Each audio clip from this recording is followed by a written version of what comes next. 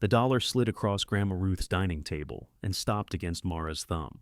"That's yours," her mother said. Mara looked down at George Washington's creased face, then at the paperwork spread among the funeral casseroles. Paige had inherited Ruth's jewelry and half the savings. Colin had the other half, and the old Buick he had praised for years without once offering to change its oil. Their mother, Diane, received the house, and everything inside it not specifically named. Mara had received $1, not $1 as a joke passed around the table. $1 written into the will beside her full legal name, Mara Eleanor Bell. Her grandmother had remembered the middle name she hated and assigned a number to everything Mara had been to her. Colin cleared his throat. "Well, drinks are on you." Paige's eyes snapped toward him, though her mouth twitched before she controlled it. Nobody laughed. Mara folded the dollar once and put it into the pocket of her black dress. Behind her, the grandfather clock gave a dry, mechanical click, preparing to chime the hour. Grandma Ruth used to wind it every Sunday evening. Mara wondered who would remember now. She wondered whether Grandma had known exactly how this moment would feel. Diane stacked the probate papers with hands that had been unsteady all morning. "Your grandmother made some unusual choices toward the end. She made this one 3 years ago," Paige said. "It has a date." "Thank you, Paige," Diane murmured. "I can see the date." Mara kept her eyes on the table. A pale ring marked the place where Ruth's blue flower pot had sat for as long as Mara could remember. Paige had already put the pot in a box labeled Auction Ceramics, along with 2 pieces Mara knew had come from a department store in 1998. There were labels everywhere: keep, sell, donate, Colin, Paige, Mom. Nothing said Mara, except the will. Paige tapped one manicured nail against the page. At 32, she had perfected the kind of concern that required excellent posture. There may have been a reason. Of course there was a reason, Colin said. People don't accidentally leave somebody a buck. Diane's face tightened. Could we not? I'm agreeing with her. You're enjoying it. I made one joke. You always make one joke, Mara said. Colin leaned back. He had changed out of his funeral jacket but still wore the white shirt. The sleeves rolled over his forearms. I was trying to make it less weird. Did it work? No, he admitted. That surprised her enough to make her look at him. For half a second, he appeared genuinely sorry. Then Paige exhaled through her nose, and his expression settled into the mild irritation he wore whenever a room expected too much from him. Diane reached toward Mara's wrist. Mara moved her hand to the casserole dish before her mother could touch her. Mara, honey, you know your grandmother loved you? The sentence was worse than the dollar. Do I? Her mother flinched. Paige looked toward the doorway, checking whether anyone remained in the hall. The last mourners had gone. The kitchen faucet dripped, and somewhere upstairs a box scraped across a floor as an auction assistant continued cataloging Ruth's belongings. Paige had arranged for the company to start that afternoon because, as she had explained beside the grave, grief did not stop carrying costs. You spent more time with Grandma than either of us did, Paige said. Maybe she thought she'd already given you something. I drove her to cardiology appointments, and she helped you out. Mara stared at her sister. Paige lifted both palms. I don't know the details. I'm saying maybe she considered things differently. The details were that Ruth had sometimes slipped $20 into Mara's coat after asking her to drive 40 miles, wait through an appointment, pick up 3 prescriptions, and fix the television remote when they got home. Mara had never counted it as payment. Apparently, Paige had. Colin reached for a deviled egg, reconsidered, and dropped his hand. Maybe Grandma wanted you to prove something. There, Paige said softly, as though Colin had located the kind interpretation they had all been searching for. Mara pushed back her chair. Diane's voice turned urgent. Don't leave like this. How should I leave? I mean, upset. That narrows my options. Mara. The grandfather clock began striking. The sound was enormous in the quiet room. Ruth had once told Mara the clock ran 4 minutes slow because punctuality was a form of showing off. At the funeral home that morning, Diane had repeated that line to 3 different people and gotten a laugh every time. Mara picked up her thrift store purse. The eviction notice inside it crackled against an old grocery receipt. Her landlord had given her until Friday to pay $1,160, including the late fee. She had $408 in the bank. Her diner manager had cut 2 of her shifts after hiring his cousin, and the bakery department at the grocery store was reassessing labor needs, which sounded to Mara like an elegant way to say everyone should panic. Grandma had known about the cut shifts. 3 weeks before she died, she had asked Mara whether the apartment was warm enough. Mara had lied. Now, Paige was inheriting enough to replace her kitchen for a 3rd time, and Colin was talking about using his share to pay down his boat. Mara did not believe she deserved their money. That was the unbearable part. She had not come expecting rescue. She had come expecting some small thing that said Ruth had seen her.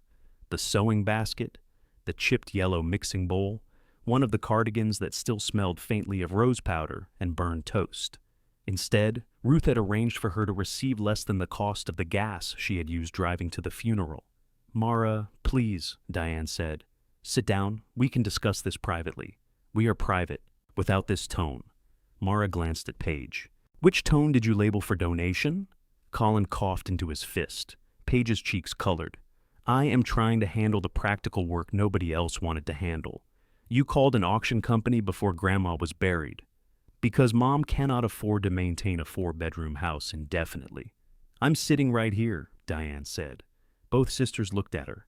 Diane seemed smaller in Ruth's chair, though it was not a large chair. She had worn gray to the funeral instead of black because Ruth always said black made her look seasick. Her hair was still flattened on one side from leaning against Colin during the service. Mara felt the first crack in her anger, which only made her angrier. "You should keep the dollar," Diane said. Whatever Ruth meant, she meant it specifically. "I wasn't going to steal it. That isn't what I said." "No, you said Grandma made an unusual choice toward the end, as if she wandered into the will by mistake." Diane looked down at the papers. She was complicated. She was clear. Mara left before anyone could answer that. The October air struck cold through her thin dress. Cars lined both sides of the narrow street in front of Ruth's brick house, their windshields filmed with drizzle. Most belonged to relatives who had walked to a nearby cousin's place for coffee after the service. Mara's 12-year-old Honda sat at the far end with 1 silver door and 3 blue ones. She was halfway down the front steps when someone called her name. Inez Walker stood beside the porch column, sheltered under a transparent rain bonnet. She had been Ruth's closest friend for 43 years and distrusted umbrellas because, according to her, they turned ordinary people into eye-level weapons. "You move fast when you're mad," Inez said. "I'm not mad. Then you move fast when you're lying, too." Mara stopped on the wet walkway. Inez wore a navy wool coat with a crushed tissue tucked into one cuff. At 71, she had the sturdy, squared stance of someone who had spent her working life lifting people from hospital beds and refusing to admit when her own back hurt. She looked toward the dining room window. "They gave it to you?" The question landed oddly. "The dollar?" Inez nodded. "You knew?" "I knew Ruth put it in the will. I didn't know whether Diane would hand it over today or mail you a check for $1 and spend 68 cents doing it." Mara stared at her. "Why?" Inez reached inside her coat. For one wild second, Mara imagined a second dollar. Instead, Inez brought out a cream envelope, sealed and softened at the corners from being handled. Mara's name was written across the front in Ruth's slanted blue ink. Her knees weakened so suddenly that she shifted her weight to hide it. "She gave me this in August," Inez said. "Made me promise to wait until after you accepted the bequest." "You mean the insult." "I mean the dollar." Ruth was particular about words. "Ruth is dead, I'm aware. I sat through the same funeral." The bluntness sounded so much like Grandma that Mara almost laughed. The laugh rose, hit something painful, and disappeared. She took the envelope. "Did you read it?" "No." "Do you know what it says?" "I know where it's supposed to send you." A gust shook droplets from the bare maple branches. Mara held the envelope under her purse to protect it. "Send me where?" Inez studied her face. "The old Bell place." Mara waited for more. None came. "The homestead," she said. That's what Ruth called it. The Bell homestead existed in family conversation the way a shipwreck existed on an old map, far away, vaguely cursed, and useful when somebody wanted to explain why the Bells did not trust one another. Mara had seen a single photograph of it in Ruth's sewing box. A white farmhouse with a deep porch. 2 women in work dresses standing apart on the steps. Ruth had snatched the photograph from her hand and said the place was gone. I thought it burned. Part of it did. I thought Grandma sold it. She did. Then why would she send me there? Inez adjusted the tissue in her cuff. That answer belongs to her. Mara looked at Ruth's handwriting. The last note Grandma had sent her was still stuck to Mara's refrigerator beneath a pizza delivery magnet. Don't buy tomatoes in January. They taste like wet packing material. Did she know what she left me? Mara asked. Inez's gaze moved to the front pocket of Mara's dress, where the folded dollar made a small rectangular ridge. Yes. The answer hurt more than any excuse would have. Mara walked to her car without opening the letter. She sat behind the wheel, locked the doors, and watched rain gather on the envelope in her lap, where her damp hands had touched it. Through Ruth's dining room window, Paige moved another box onto the table. Colin carried the blue flower pot toward the kitchen. Diane stood alone near the grandfather clock. Mara slid her finger beneath the envelope flap. The letter was one page, front and back. "My dear Mara," it began, "if they have given you the dollar, you are hurt, and you have every right to be." Mara stopped reading. She pressed the heels of her hands against her eyes until colored sparks floated in the dark. Then she forced herself back to the page. Ruth offered no money and no tidy explanation. She wrote that the dollar was not Mara's inheritance. It was a question Ruth had been too cowardly to ask while alive. She gave directions to a county road 3 hours west and told Mara to go before the old house was torn down. At the bottom, beneath one final sentence, Ruth had added a shopping instruction. Take the dollar, buy 1 packet of zinnia seeds, plant them where the kitchen window used to be. Mara read the line 4 times. Then she laughed, a wet, furious sound in the empty car. She had until Friday to find rent. Her gas gauge hovered below half. Her black dress pinched under both arms. And her dead grandmother wanted her to spend her entire inheritance on flowers for a ruin that belonged to someone else. Mara folded the letter along its existing crease. For 10 minutes she sat with the sensible decision. Then Colin came out carrying the chipped yellow mixing bowl Mara had secretly hoped for. Paige followed, pointing toward the auction van. Mara started the engine. The Honda shuddered awake on the second try. Mara backed from the curb before she could change her mind, passing Colin with the yellow bowl balanced against his chest. His mouth opened as if he meant to stop her. In the rearview mirror, Paige caught his arm and pointed him toward the van. At the first intersection, Mara turned west. Her phone rang before she reached the highway. Mom glowed on the dashboard mount until the call vanished, then returned almost immediately. Mara let it ring again. The third call came from Colin. She answered that one through the car speakers. "What?" "Mom thinks you're driving upset." "I am driving upset." That's what I told her. "Thank you for your honesty." "Where are you going?" Mara watched a string of oncoming headlights blur in the rain. Telling Colin about the letter would mean telling Paige. Within 10 minutes, Paige would have searched county records, property values, and satellite images, then called to explain what Mara should do. Home. There was just enough truth in the word to bother her. "Your apartment is east. I might take the scenic route." "Mara, come on. What do you want, Colin?" He went quiet. Tires hissed over wet pavement beneath the silence. Finally he said, "I didn't know about the dollar. Congratulations. I'm serious." Paige knew there were specific bequests, but I didn't see the list until today. "You still took Grandma's car." "She left me the car." "Yes. That is how inheritance works. I've recently become an expert. That isn't what I meant." Mara changed lanes around a delivery truck, throwing gray spray. The envelope lay on the passenger seat with the letter tucked inside. She could feel it there without looking. Colin lowered his voice. "If you're in trouble, you could have said something." 3 weeks earlier, Mara had asked whether he knew of any weekend work at the outdoor supply company where he managed inventory. He had sent a thumbs up and never mentioned it again. "I'm not in trouble.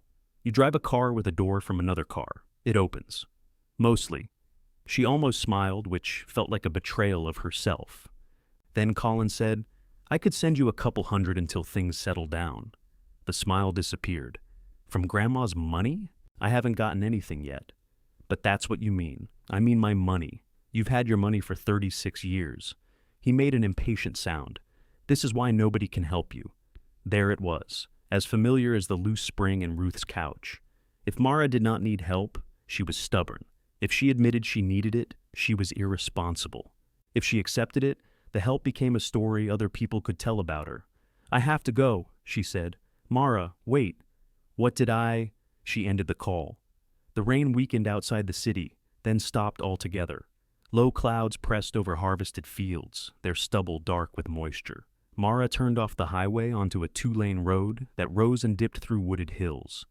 She knew the general direction before consulting Ruth's letter. The Bell family had come from the western part of the state, though nobody had lived there in Mara's lifetime. Ruth's directions were maddeningly personal. Past the church.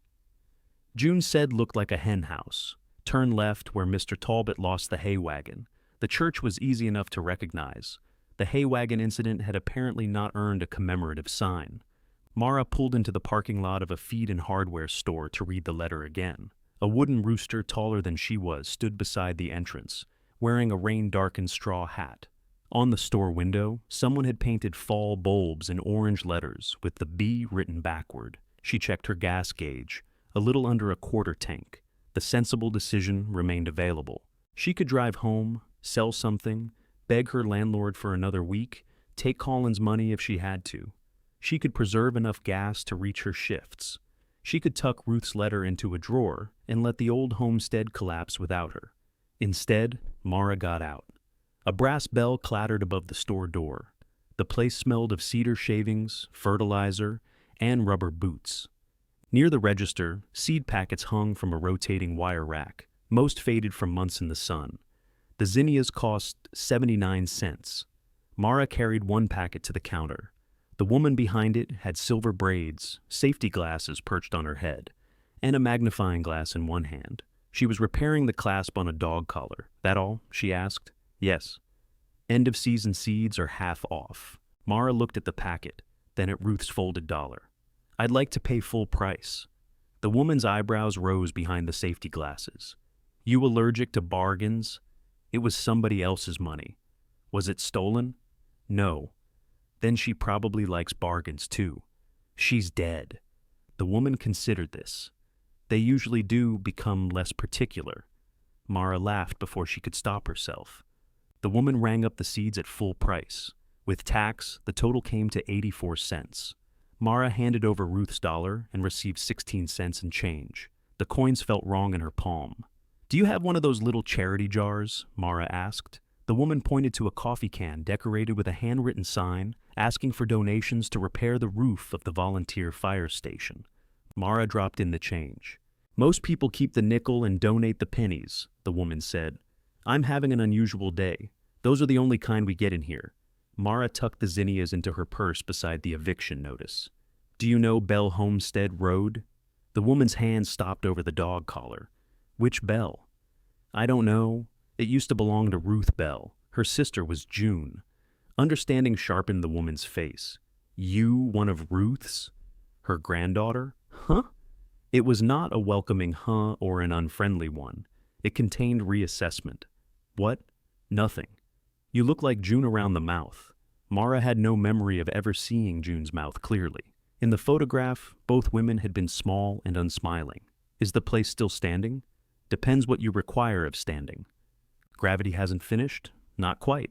The woman took a receipt roll from beneath the counter, tore off a length, and drew a quick map on the back. She warned Mara not to trust the wooden bridge on the road Ruth had described. Spring flooding had shifted one side of it. The safer approach added 9 miles. Does somebody live there? Walt Mercer's got a trailer up past the lower field. Does he own the house? He owns the weather that falls through it. Mara waited. The woman smiled faintly. Yes, it's his. That fact should have sent Mara home. Instead, it made Ruth's request feel less like an inheritance game and more like a private act of trespassing. Is he friendly? Walt's friendly when he wants something. What does he usually want? To be left alone. By the time Mara left the store, the light had begun to thin. She followed the hand-drawn map through a town composed of 1 stoplight, 2 churches, and a diner whose sign promised breakfast all day except Tuesday. Beyond it, the road narrowed between fields lined with stone walls. Her phone rang again. This time, Paige's name appeared. Mara answered because ignoring Paige only made Paige communicate in additional formats. Mom says you left crying, Paige said. I wasn't crying. She said you looked like you were about to. Is there an inheritance category for almost crying? Can you not do that for 10 seconds? Mara counted silently. Paige filled 4 of them. I'm calling because I found the yellow bowl. I saw Colin carrying it. He was moving it to the kitchen. It isn't valuable, so I set it aside for you. The kindness was so precisely aimed that Mara did not know where to put her anger. Thank you. You used to bake with Grandma in that bowl. I remember. I remember too. Mara turned onto a road where grass grew along the center stripe. Anything else? Where are you? Driving. I can hear that. Then why did you ask? Paige sighed. I don't want this to turn into one of those family things where everyone refuses to speak for 5 years. We'd have to speak first in order to refuse. Fine. I'm sorry about the $1. It was bizarre and unfair. Mara loosened her grip on the wheel. Then Paige added, but it wasn't our decision. No, it was Grandma's. Exactly. So, being angry at us won't change it. The road dipped, and Mara's headlights swept across a rotting barn. You had the auction company in the house before the cemetery staff filled the grave. I have a job, Mara. I cannot keep driving back and forth for months because nobody wants to make decisions. Mom was still wearing her funeral clothes. So were you, not by choice. I only own 1 black dress. Paige went quiet. Mara heard the remark land and wished she could retrieve it before Paige decided it was an accusation. It was an accusation, but Mara hated how easily facts sounded like weapons in their family. I didn't know things were that tight, Paige said. You didn't ask. You don't tell anyone anything. You mean I don't send quarterly reports. I mean you disappear until there's a crisis, and then you get offended that we don't know the crisis exists. Mara almost missed the turn. She braked, reversed, and swung onto an unmarked gravel lane. I have to go. Are you lost? No, are you sure? The lane curved into dense woods. Branches brushed the roof of the Honda with the sound of fingernails. Goodbye, Paige. Mara. She ended the call and immediately lost cell service. The gravel degraded into 2 muddy tracks. Mara passed a mailbox leaning sideways on a post. Mercer had been painted on it years ago, the white letters weathered to ghosts. Farther on, the trees opened around a lower field gone wild with goldenrod and waist-high broom sedge. At first, she did not see the house. She saw only the stone chimney rising beyond a net of vines. Then her headlights found a porch column, gray boards, and a black opening where a window should have been. Mara stopped the car. The Bell homestead leaned into the hillside, as if exhausted from resisting it. Half the porch roof had fallen. Kudzu smothered the left side, climbing through empty windows and over the roofline. A maple tree grew so close to the foundation that one heavy root had lifted the front steps apart. In Ruth's photograph, the house had been white. Mara switched off the engine. The sudden silence rang in her ears. She took the letter and seed packet from her purse. Ruth had written one final instruction beneath the line about planting zinnias. Ask Walt what happened to June. He may refuse. You must decide whether to stay long enough for him to change his mind. A light appeared uphill. It moved between the trees, bobbing toward her. A man's voice followed it. You in the blue car, he called. Don't get out. Mara froze with one hand on the door handle. The light came closer, revealing a broad-shouldered man in a canvas coat.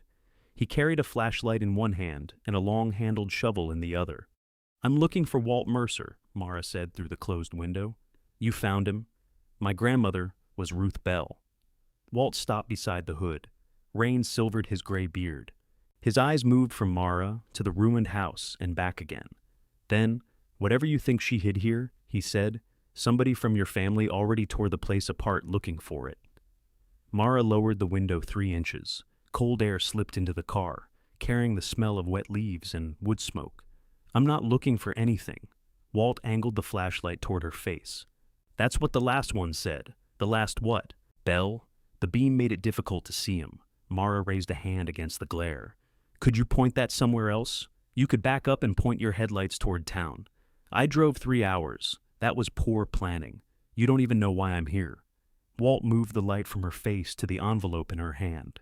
His expression changed so slightly she might have imagined it. Where'd you get that? My grandmother wrote it. I can see who wrote it. You recognize her handwriting? He turned the flashlight toward the house. Everybody who ever got a 6-page complaint about fence maintenance recognizes Ruth's handwriting. This is 2 pages. She must have weakened toward the end. The answer was dry enough to be funny, but he did not smile. He stood with his boots planted in the mud and the shovel resting against his shoulder. The shovel looked used rather than threatening. Its blade was smeared with black soil, and a strip of silver tape reinforced the cracked handle. Mara held up the seed packet. She told me to plant these under the kitchen window. Walt stared at the zinnias. Now? That was my understanding. It's October. I know what month it is. Zinnias do? I didn't ask them.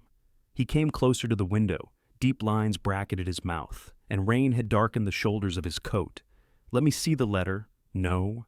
Then plant your flowers in somebody else's rubble. Mara almost put the car into reverse. Every sensible instinct had been asking for permission to leave since the hardware store. Walt had now supplied it with unnecessary enthusiasm. Then she remembered Ruth's final line. Ask Walt what happened to June. I'm Mara Bell, she said. I gathered the Bell part. Ruth's youngest granddaughter. His eyes moved over her face with the same startled assessment the hardware store woman had made. Diane's? Yes. Wouldn't have guessed. People keep saying I look like June. People say all kinds of foolish things when they've got a mouth in an afternoon. The dismissal came too quickly. Mara folded the letter and slid it back into the envelope. Grandma said, you might refuse to tell me what happened to her. The shovel slipped from Walt's shoulder. Its blade struck a stone with a hard metallic note. For several seconds, the only sound was the ticking of Mara's cooling engine. Then Walt opened her car door. Mara jerked back. What are you doing? Helping you turn around? You can't see the ditch from the driver's side. I'm not leaving. You are if you came here to dig up June for Ruth. I didn't come to dig up anybody. That shovel look decorative to you? I mean the past. So do I. He stepped away from the door and pointed toward the narrow lane. Back straight until I signal, then cut hard. Mara got out instead. The mud took the heel of one funeral shoe nearly to the sole. She caught herself against the car roof and pulled free with an ugly sucking sound. Walt looked down at her shoes. You dressed like that for trespassing? I came from Grandma's funeral. His expression emptied. The anger did not leave it. It simply lost its direction. When? He asked. This morning. Inez didn't call. Maybe she was busy burying her best friend. Walt looked toward the dark trees uphill. For the first time, Mara noticed the small trailer beyond them, one window glowing amber through the branches. What happened? He asked. Heart failure. I know what was failing. I meant when. Tuesday night. He rubbed one thumb along the taped shovel handle. Was Diane with her? Mara hesitated. Yes, that was technically true. Diane had reached the hospital 20 minutes before Ruth died. Mara had been at work with her phone locked in a break room cabinet because her supervisor had grown tired of employees checking messages. By the time she called back, there had been nothing left to decide. Walt gave one slow nod. I'm sorry, Mara said, though she was not sure which loss she meant. He walked past her toward the ruined house. Kitchens around the side. Mara took the packet, locked her car, and followed.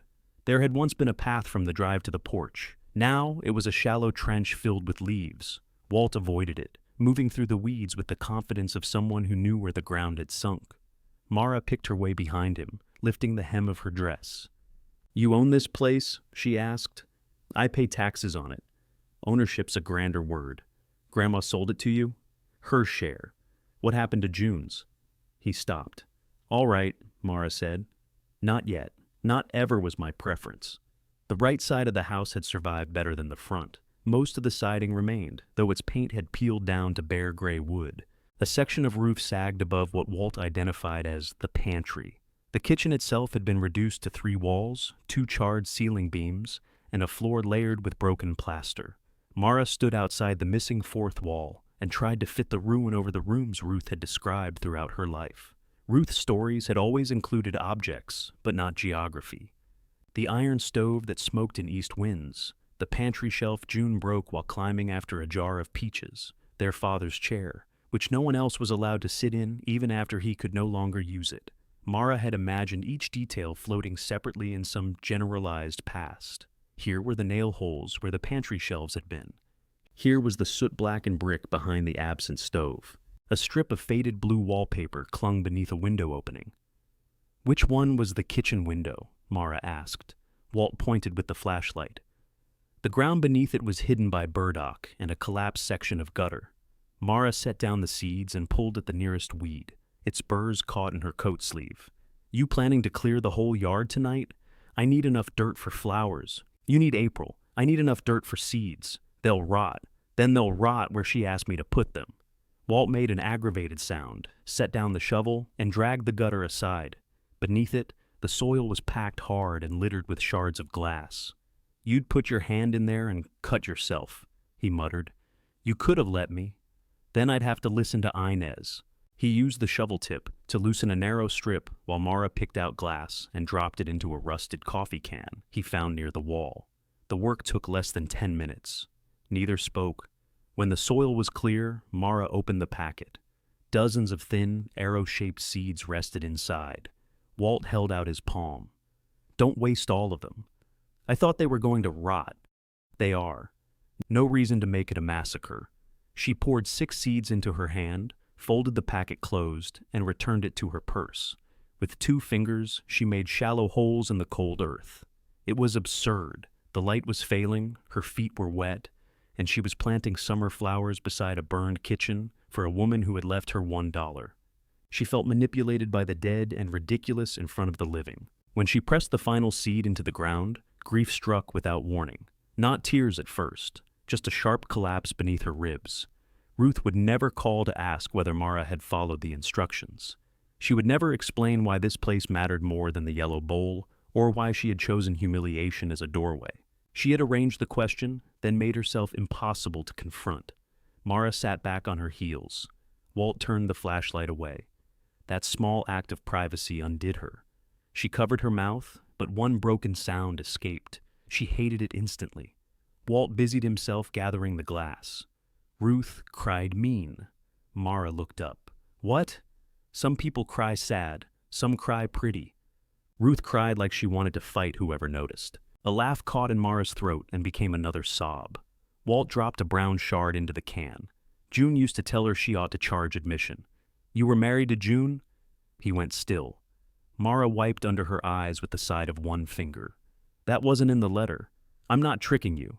No, you're asking questions at the speed Ruth did. You could answer one and slow me down. He picked up the coffee can. 41 years. The number softened something in his voice before he could stop it. I'm sorry, Mara said. She's been gone 9. Grandma never told me. Ruth made an occupation out of what she didn't tell people. Walt headed around the house. Mara rose and brushed mud from her knees, smearing it deeper into the fabric. Where are you going? To put this glass somewhere, you won't kneel in it tomorrow. I'm not staying until tomorrow. He glanced at the sky. You're not driving that lane in the dark with rain coming? I can find a motel. Closest one rents rooms by the month and towels by some earlier century. I can sleep in my car. You can. I'll still have to listen to Inez when your neck locks up. Before Mara could answer, a gust swept down the hill. It shook the kudzu against the house and sent dead leaves skittering through the exposed kitchen. Somewhere uphill, sheet metal banged once, then again. Walt lifted his head. The third bang came with the long, ripping sound of heavy fabric. He swore and started toward the trailer. What happened? Mara asked. Wind got under the equipment shed tarp. Another gust hit, colder and harder. Walt broke into an uneven jog, favoring his left leg. Mara followed him up the slope. The shed stood behind the trailer, built from mismatched lumber, with one side covered by a blue industrial tarp. Wind had torn the top corner loose. It snapped overhead like a sail, exposing a mower, stacked tools, and a small tractor to the rain, beginning to spit from the dark. Walt grabbed a hanging rope with his right hand. His fingers closed poorly, and the rope slid through them.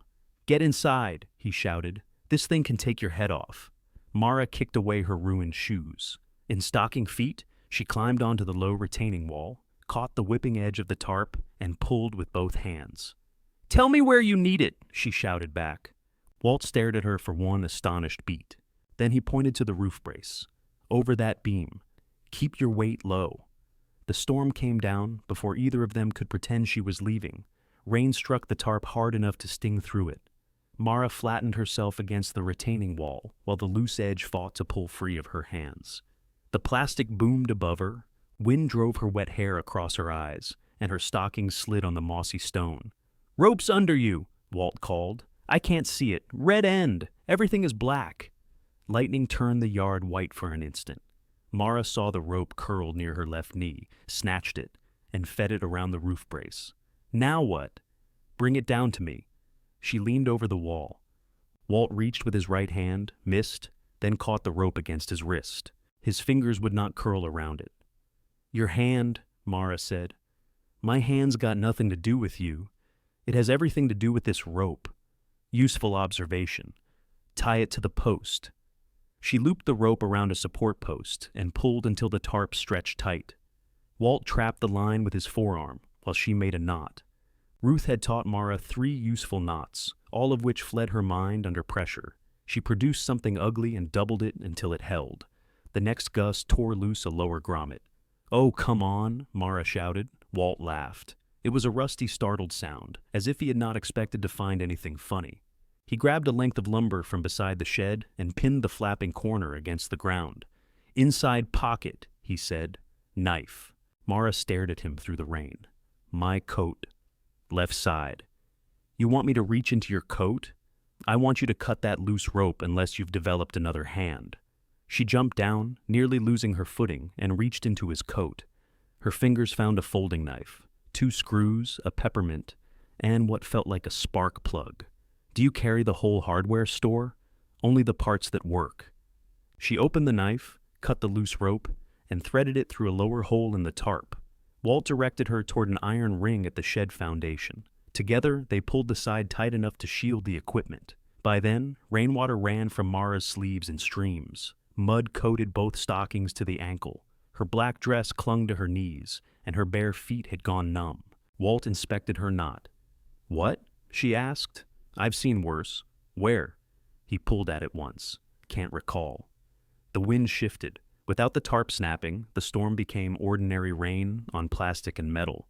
Walt stood under the shed roof, breathing harder than the work justified. Mara handed him the knife. "You okay?" "I'm 68. Okay became a flexible category 10 years ago. You're wheezing. You're blue." She looked at her hands. They were shaking. Walt took the flashlight from where he had wedged it between 2 boards. "Trailer. I'll get mud everywhere. Then it'll match." The trailer's back steps had no railing. Walt climbed them slowly, using the doorframe for support, and kicked off his boots inside. Mara peeled away her ruined stockings on the mat and followed. Warmth hit her first, then the smell of coffee, old pine cleaner, and something tomato-based simmering in a small, slow cooker. The trailer was narrow, but obsessively neat. Tools hung from pegboard beside the door. A row of canned beans stood above the sink with dates written on the lids. The couch had been covered by a brown blanket tucked so tightly it looked upholstered. Walt pointed down the hall. "Bathrooms on the right. Towels in the cabinet. I don't have dry clothes." He opened a drawer beneath the built-in bench and tossed her a folded flannel shirt and gray sweatpants. "Those should stay up if you tie them." "Whose are they?" "Mine. I figured you didn't keep a women's boutique under the bench." His mouth moved at one corner. Bathroom. Mara closed herself into a room barely wide enough to turn around in. Water dripped from her dress onto faded green linoleum. She caught sight of herself in the mirror. Mascara beneath her eyes, wet hair plastered to one cheek, burrs clinging to one sleeve. She looked less like a mourner than someone who had lost an argument with a drainage ditch. She stripped and rubbed herself dry. Ruth's letter had stayed inside her purse, which she had left in the car. The thought sent a flare of panic through her. She opened the bathroom door 2 inches. My purse. "Still in your car, I expect." The letter's in it. "Rain can't get through a Honda?" "Some rain can get through my Honda." Walt was silent. "Passenger side seal," Mara explained. "It only leaks when the wind comes from the east. This wind's west." "How do you know? I live outside." She shut the door again. The flannel shirt hung nearly to her knees. The sweatpants required 2 knots and still bunched around her feet. When she emerged, Walt had changed into a thermal shirt and dry jeans. His wet coat hung over the shower rod behind her. He looked at her dress draped over the sink. Funeral clothes don't generally recover from roofing. It was a $40 dress. That much? It was on sale. He lifted the slow cooker lid. Chilly. "I should go to my car." "Why? My phone's there." "And I have a life." Walt replaced the lid. "Does it work better in a thunderstorm?" Before Mara could answer, the lights flickered once and went out. Walt said something under his breath. "Flexible category?" Mara asked. He found a box of matches without needing the flashlight and lit 2 oil lamps. Their glow softened the trailer, turning the brown paneling almost golden. Rain rattled on the roof. "Power does that," he said. "Usually comes back." Mara stood near the door. Beyond the small window, the yard had disappeared. Walt took down 2 bowls. "I don't want to impose. You already planted dead flowers in my yard and put your hand in my coat. We've moved beyond formalities." She sat at the small table. The chili was thick with beans and chunks of venison. Walt added grated cheese to his own bowl and pushed the bag toward Mara. She declined, then changed her mind when he added a second handful to his. For several minutes, they ate without speaking. "You said somebody came looking for something," Mara said eventually. Walt broke a cracker over his bowl. "Your aunt." "I don't have an aunt." "Second cousin, then." "Blonde woman, sunglasses the size of saucers. Had a man with her who wore loafers in February. That sounds like Cousin Bev. She said Ruth told her there was silver hidden in the walls." "Was there?" "Mouse nests and knob and tube wiring." Mara stirred her chili. "Grandma told every branch of the family something different about this place. Ruth liked controlling the weather after she left the room." "Is that why you hated her?" Walt looked up. Mara realized she had gone too far. "Sorry, I didn't hate Ruth. You called 6-page fence letters complaints. They were complaints. You tried to send me away because I said her name. That was about you, not her. You didn't know me. I knew you came in a Bell car. It's a Honda. Bell attitude then." She put down her spoon. "You're not exactly welcoming." "I don't recall inviting company. She sent me here. And that's the part you ought to be angry about." "I am? Not enough." The oil lamp hissed softly between them. Walt crumbled another cracker, though he had stopped eating. "Ruth sold me her half of this place 32 years ago. Cheap enough that everybody decided there must have been another deal beneath it. There wasn't. June had stayed. Ruth hadn't. Neither one could stand owing the other, so I paid Ruth and took the blame for getting what nobody else wanted." "Did June live in the house with you?" "For a while." "What happened to the kitchen?" "Stove fire. Flue had cracked behind the brick. June smelled smoke before I did." "Was she hurt?" "No." His answer came quickly, then slowed. "Not by the fire." Mara waited. Walt gathered their empty cracker wrappers into a precise stack. "Roof was already bad. Insurance covered less than we thought. We closed off that side and moved into the trailer while I repaired it. But you didn't. I repaired enough to learn how much more it needed. And June? June learned she was sick." The rain filled the silence he left. Mara glanced down the hallway. A photograph hung on the wall near the bedroom door. She could not see it clearly in the lamplight. Only the shape of a woman standing beside Walt in a field of tall flowers. Grandma knew. She came once. To see June? To stand in the yard and ask if June wanted anything. What did June say? That she wanted Ruth to leave. Mara pictured 2 older women separated by the trailer's narrow threshold, each carrying decades of rehearsed injuries. She wanted one of them to have been brave. She wanted Ruth's last letter to prove that she eventually was. Did she come back? No. The word was blunt, but Walt's fingers worried the edge of a paper napkin until it tore. Mara thought of Diane standing beside the grandfather clock after everyone else moved toward their inheritance. Families could turn cowardice into routine so gradually that nobody noticed the day it became permanent.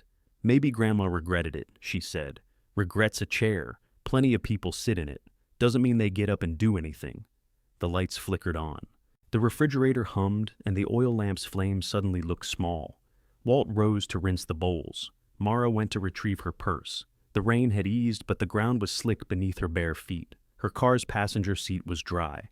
She tucked the letter deep into her purse, grabbed her phone and funeral shoes, then returned to the trailer. 3 missed calls waited from Diane. 1 from the grocery bakery. A text from her diner manager asked whether she could cover the Sunday breakfast shift because Tasha had called out. Mara checked the time. It was after 9. Even if she left before dawn, she could make the shift. The extra hours might buy groceries, but not the rent. She typed yes. The message failed to send. She tried again near the trailer window. No service. "Signal catches by the dead oak some mornings," Walt said from the sink. "I need to work tomorrow." "What time?" 6. "You'd have to leave by 2. "I can. Road'll be mud. I'll drive carefully." He dried his hands. His right one remained half-curled against the towel.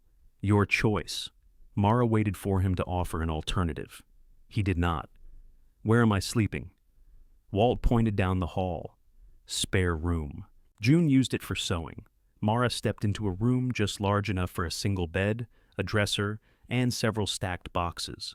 A quilt lay folded at the foot of the mattress. On the dresser sat a framed photograph of Ruth and June as young women, standing on the homestead porch. Between them, almost hidden by their skirts, both women held the same unfinished strip of quilt. Mara heard Walt pause in the doorway behind her. She kept it, Mara said. She kept everything. Grandma did too. Walt looked at the photograph, but did not enter. Then, maybe that was their problem. At 1:45, Mara woke to the sound of rain pounding the roof again. She dressed in her damp funeral clothes, sent another useless message to the diner, and carried her shoes to the door. Outside, Walt already stood beneath the porch light. The lane below the trailer had become a brown stream. You won't get that car through, he said. Mara looked at her phone, at the failed message on its screen, and then downhill toward the job that would mark her as unreliable before sunrise. Behind Walt, the equipment shed tarp held tight against the storm. Her ugly knot was the only thing on the property that had. You have a truck? Mara asked. Yes. Can your truck get through? Yes. She waited. Walt folded his arms over his thermal shirt. Your shift isn't for 4 hours. It's 3 hours away. Then it's a foolish arrangement. It wasn't an arrangement. Someone called out. You agreed to rescue them from 3 hours away? I was in the city when they texted. You agreed before checking the road? I didn't know the road dissolved when wet. It doesn't dissolve. It turns to mud. Mara stared at him. Thank you for explaining mud. Walt stared back. A gust sent rain beneath the trailer's narrow overhang. Mara's damp skirt slapped against her legs. The dress had dried in wrinkles, the hem stained brown from the storm. Walt went inside without a word. Mara stood on the step, too cold and tired to decide whether he had dismissed her or gone for his keys. A minute later, he returned wearing his coat and carrying a thermos. Truck's behind the shed, he said. Relief came so fast it made her unsteady. Thank you. I'm taking you to the paved road. After that, you'll call and tell them you made a bad promise. I can find a ride from there. At 2 a.m, I'll figure it out. Ruth used to say that right before she made her problem everybody's group activity. You seem to have spent a lot of time studying someone you didn't like. Walt walked into the rain. Get your shoes. His truck was an old green 4-wheel drive pickup with a dented tailgate and a cab that smelled of motor oil, wet canvas, and peppermint. Mara climbed in, holding her purse against her chest. A stack of feed store receipts slid beneath her feet. Walt switched on the windshield wipers. One cleared the glass. The other smeared water in a cloudy arc. You criticize my car, Mara said. Mine has matching doors. Does it have matching windshield wipers? Matching's vanity. They descended the lane slowly. Mud sucked at the tires, but the truck held. The headlights revealed branches scattered across the tracks and water streaming through the ditches Walt had dug along both sides. Halfway to the county road, he stopped. A tulip poplar had fallen across the lane. Its trunk was not enormous, but its crown tangled in the trees opposite, forming a wall of wet branches. Mara closed her eyes. Walt put the truck in park. That wasn't there yesterday. You think? Sarcasm burns calories. You ought to eat more. He got out, leaving the engine running. Mara followed with the flashlight. Walt studied the trunk, then the slope above it. Mud had pulled away from the tree's roots, leaving a shallow crater filled with water. I have a saw at the shed, he said. Can we move the smaller branches? Not enough to pass. What if we go round? Field's softer than the lane. Truck will sink to the axles. Mara checked her phone. No service. I could walk to the paved road. 3 miles in a storm. I have to call them. You tried to volunteer for a shift. You didn't get confirmation? They'll assume I'm coming. They'll survive disappointment. It's good for the character. You don't understand what it's like to need every hour. Walt's face changed in the flashlight glow. Don't I? Mara looked at his repaired coat, his patched truck, and the taped handle of the shovel. I didn't mean, I know what you meant. He turned back toward the truck. Mara followed, ashamed and still furious. When will we clear it? Daylight? Why not now? Because that root bank may slide, and the ground's telling us things we can't see in the dark. It's dirt. It's 3 tons of dirt above your head. Get in. On the return uphill, neither spoke. Mara spent the remaining hours in the spare room, watching the digital clock change numbers. Her diner manager's text stayed unanswered. The bakery had left no voicemail. Her mother's calls had stopped after 11, replaced by a message that read, "Please just tell me you're safe." Mara typed, "I'm safe. I'll call tomorrow." It failed. Near dawn, rain softened to a drip. She pulled on Walt's flannel over her dress, carried her shoes outside, and climbed the hill behind the trailer toward the dead oak. The ground smelled raw and green. Mist hung low over the fields, hiding the ruined house below. The oak stood at the top of the ridge, silver and bare, one limb broken like a raised arm. Her phone found a single bar. Messages rushed in at once. The diner manager had sent 3. Need answer by 10. Found coverage. Please don't say yes if you can't follow through. Mara started typing an apology, erased it, then called. He answered on the 4th ring, sounding awake and already irritated. "Where are you?" "Western part of the state. I got caught behind a fallen tree." "You told me you could cover." "I thought I could." The message didn't go through. "What message?" "The one where I said yes." He paused. "Then you didn't tell me you could cover." "I tried to." "Mara, I found somebody. We're fine." "Fine did not sound fine. I'm sorry. You're on Wednesday night. Don't be late." He hung up. Mara lowered the phone. The bakery call had come from her department supervisor, Sandra. When Mara called back, Sandra asked if she could take an 11 to 7 shift that afternoon.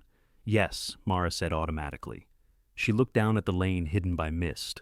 "What about tomorrow?" Sandra asked. "Same hours. Becky's wrist is acting up. I can do both if I can get back." "If I'm out of town for my grandmother's funeral," Sandra's voice softened. "Oh, honey, I'm sorry. Why didn't you say?" "I did.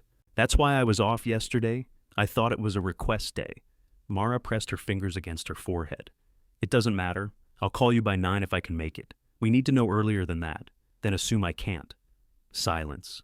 Mara heard the risk as soon as she said it. Sandra had been cutting hours, and flexible employees were the ones who kept theirs. "Okay," Sandra said. "Take care of what you need to." The call ended with painful politeness. Mara sent her mother the message again. This time, it delivered. She put the phone into Walt's shirt pocket and turned. He stood 20 yards down the slope carrying the thermos and 2 mugs. "How long have you been there?" she asked. "Long enough to learn sarcasm doesn't pay well." Heat climbed her face. Walt held out a mug. "Coffee. I need to clear that tree. You need breakfast. I need to be at the grocery store by 11. He looked toward the mist. "Tree first, then." The chainsaw was older than Mara and started only after Walt removed the spark plug, cleaned it, and threatened to sell it for parts. At the fallen poplar, he showed Mara where to stand, where the trunk was under tension, and why cutting from the wrong side could throw a branch with enough force to break a jaw. She listened. He seemed surprised by that. Walt cut while Mara dragged branches downhill. His right hand could steady the saw but not grip for long, and twice he stopped to flex his fingers. After 40 minutes, sweat darkened his collar despite the cold. "Let me," Mara said. "No. I've used a chainsaw." "On what?" "Storm cleanup with Grandma." Ruth had no business using a saw.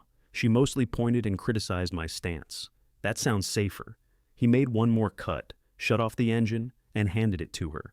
The machine's weight pulled at Mara's shoulders. Walt corrected her footing with a tap of his boot, then had her cut only the smaller limbs. He watched closely but did not hover. When the chain pinched, he told her to stop before she felt it herself. Together, they opened enough space for the truck. Back at the homestead, a large branch had fallen onto the low building behind the ruined kitchen.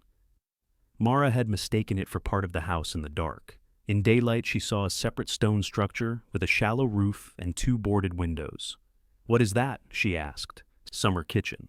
The branch had torn a hole through the roof's edge. Walt stood beneath it, jaw tight. "Is there equipment inside?" Mara asked. "Junk." He unlocked the door. The smell of damp wood and old apples emerged. Inside stood a cast-iron cook stove, a long work table, shelving, dusty canning jars, and stacks of lumber. The ceiling sagged near the new hole, but the stone walls looked solid. "This isn't junk. It doesn't work. The table works. It has one short leg." Mara nudged the leg with her shoe. A folded square of wood had slipped away, making the table rock. She wedged it back into place. Now it works. Walt gave her a tired look. She moved to the shelves. Rain had come through the roof and soaked several cardboard boxes. Mara lifted one before the bottom could collapse. Inside were brass hinges, drawer pulls, hand-forged latches, and coils of electrical wire. Did you save these from the house? Some. These are useful. To someone. To anybody restoring an old building. I'm not restoring one. Mara looked through the open door toward the homestead. Morning mist curled through the missing kitchen wall. What are you doing with it? Clearing what can be cleared before the timber buyer comes. When? Soon as the ground dries enough for him to walk it. The answer struck her strangely. You're selling the land? I'm selling the trees. All of them? The ones he wants. Mara pictured the drive without woods, the house exposed on its hill, and the homestead. Whatever happens after. Walt lifted a soaked box, but his right hand slipped beneath it. Mara caught the other side before it fell. He did not thank her. He did not let go. You sort hardware? He asked. I work 6 months in a building supply warehouse. Catalog lumber? If you mean measure it and write down what it is, I mean exactly that. They carried the box to the dry end of the room. I've got maybe 2 weeks of work, Walt said. Clearing this place, making an inventory, moving what's worth keeping. 15 an hour. Room while you're here. Mara set down her side. Why? Because I need help. You didn't want me on the property last night. Last night you were trespassing in funeral shoes. Today you can run a saw. She thought of Friday's rent, the grocery shifts she might lose, and the apartment she could not afford even if Sandra gave her both days. Cash? She asked. Check. Taxes taken out if you want it proper. I want it proper. Inez says that's unusual in your family? Mara almost smiled. I need the terms written down. Walt's eyebrows lifted. Hours, rate, room, and what happens if you decide you hate me again. I never stopped. Then that part should be easy. He looked around the summer kitchen, at the leaking roof and boxes darkening with rain. 2 weeks, he said. Mara heard Ruth's question beneath his offer, though she resented Ruth for managing to speak through strangers. She held out her hand. Walt looked at it, then clasped it with his left. 2 weeks, Mara said. Walt wrote the agreement at the trailer table on the back of an invoice for 12 fence posts. Mara made him turn it over and start again on a clean sheet of notebook paper. You expecting the Supreme Court to review it? He asked. I'm expecting both of us to remember different things by Thursday. I remember what I say. Then writing it down won't hurt. He gave her a look Ruth would have appreciated and printed the terms in square block letters. 2 weeks, up to 40 hours each week, $15 an hour. Use of the spare room included. Either party could end the arrangement, but Walt would pay for completed hours. Mara added, materials purchased only with Walt's approval. I know better than to let somebody else spend my money, he said. So did Grandma, apparently. The remark escaped before she could stop it. Walt's pen paused. You can be angry without making every room hold it for you. Heat rose under Mara's collar. You make it sound easy. It isn't. He signed his name and pushed the page across the table. She signed beneath it. The first thing Walt asked her to do was throw away everything in the summer kitchen that had been ruined by water. The first thing Mara did was make 4 categories: discard, clean, repair, identify. Walt stood in the doorway watching her print labels on pieces of cardboard. That's not throwing away, he said. I'm working up to it. Wet cardboard isn't a historical resource. The cardboard's holding things. It's holding mildew. She lifted a box of rusted drawer pulls. The bottom gave way, scattering hardware across the floor. Walt raised his eyebrows. Discard the box, she said. Clean the pulls. By noon, they had cleared a dry path from the door to the cook stove. Mara sorted hinges by size and stacked salvage boards on spacers to keep them off the stone floor. Walt complained about every additional step, then began placing items into her categories without being asked. His right hand tired quickly. He disguised it by changing tasks before Mara could offer help, moving from lifting to sweeping to writing measurements with his left. He was terrible at writing with his left. A 6 looked like an injured squirrel. Mara did not mention it. She simply read the measurements aloud and let him confirm them. At lunch, Walt put sliced ham, mustard, and a loaf of supermarket bread on the trailer counter. Mara pressed one finger into the loaf. It remained dented. This bread is old. It's not green. That isn't the same thing. It's bread, not a pet. She found flour in his pantry, baking powder, salt, and a jar of bacon drippings. 20 minutes later, she pulled a pan of biscuits from the oven. Walt ate the first with ham, the second with butter, and the third while insisting the loaf had been adequate. Grandma would have added buttermilk, Mara said. Ruth added buttermilk to everything except coffee. She added it to mashed potatoes. Then spent all afternoon telling people not to ask why they were better. Mara split another biscuit. Did you see her often after she sold you the property? Christmas some years, funerals. Inez's house if I couldn't avoid it. Did June go? Sometimes. Did they speak? They were experts at speaking around each other. Mara waited, hoping he would continue. Walt carried his plate to the sink. Lunch is half an hour, he said. You've used 22 minutes. She threw a dish towel at his back. He caught it with his left hand. The ruined kitchen roof stopped leaking by mid-afternoon, but not because either of them repaired it. Clouds broke apart, revealing a hard blue sky that made the wet fields shine. Mara worked in Walt's flannel, with the sleeves rolled to her elbows. Her funeral dress hung on the trailer clothesline like a flag from a defeated country. She found cell service at the Dead Oak and called her landlord. Mr. Pritchard listened to her explanation, with the heavy breathing of a man climbing stairs, though Mara knew he lived in a ground floor unit. Friday means Friday, he said. I can pay part on Friday and the rest the following week. You already paid part of last month late. 3 days late. That's still late. I'm working now. You weren't working before? I have 2 jobs. I picked up additional work. He sighed. Mara, I like you. You're quiet. You don't put grease down the sink. But the owner's been on me about balances. Mr. Pritchard was the owner. He referred to himself that way when he wanted the conversation to sound less personal. What happens if I can't pay it all Friday? I post the notice. You already posted a notice.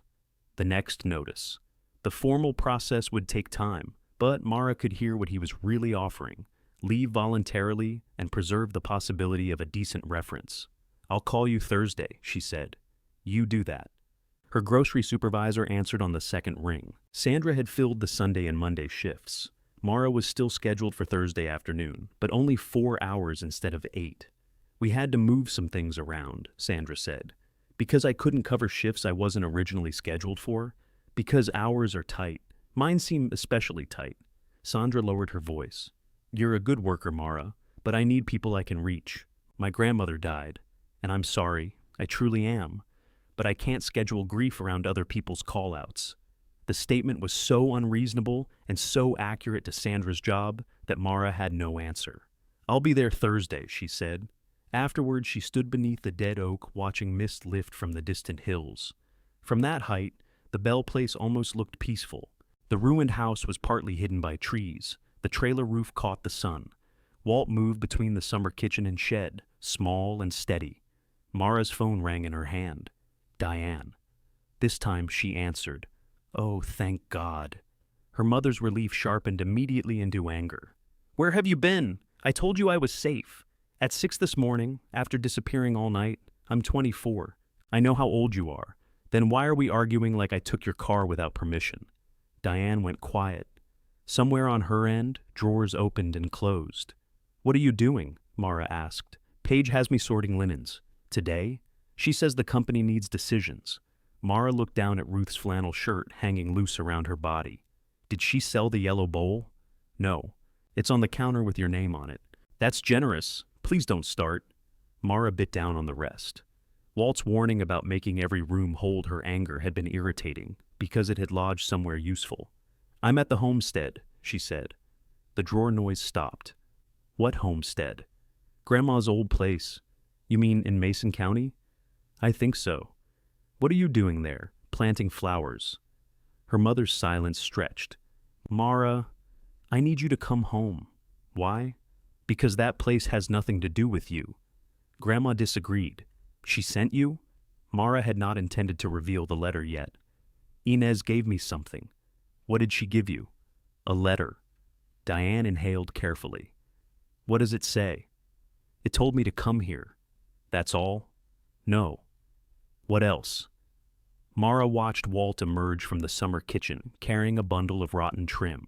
You'll have to ask Grandma. That isn't fair. Neither was the dollar. Diane's voice softened. Do Paige and Colin know? No. Maybe keep it that way until we understand what Ruth intended.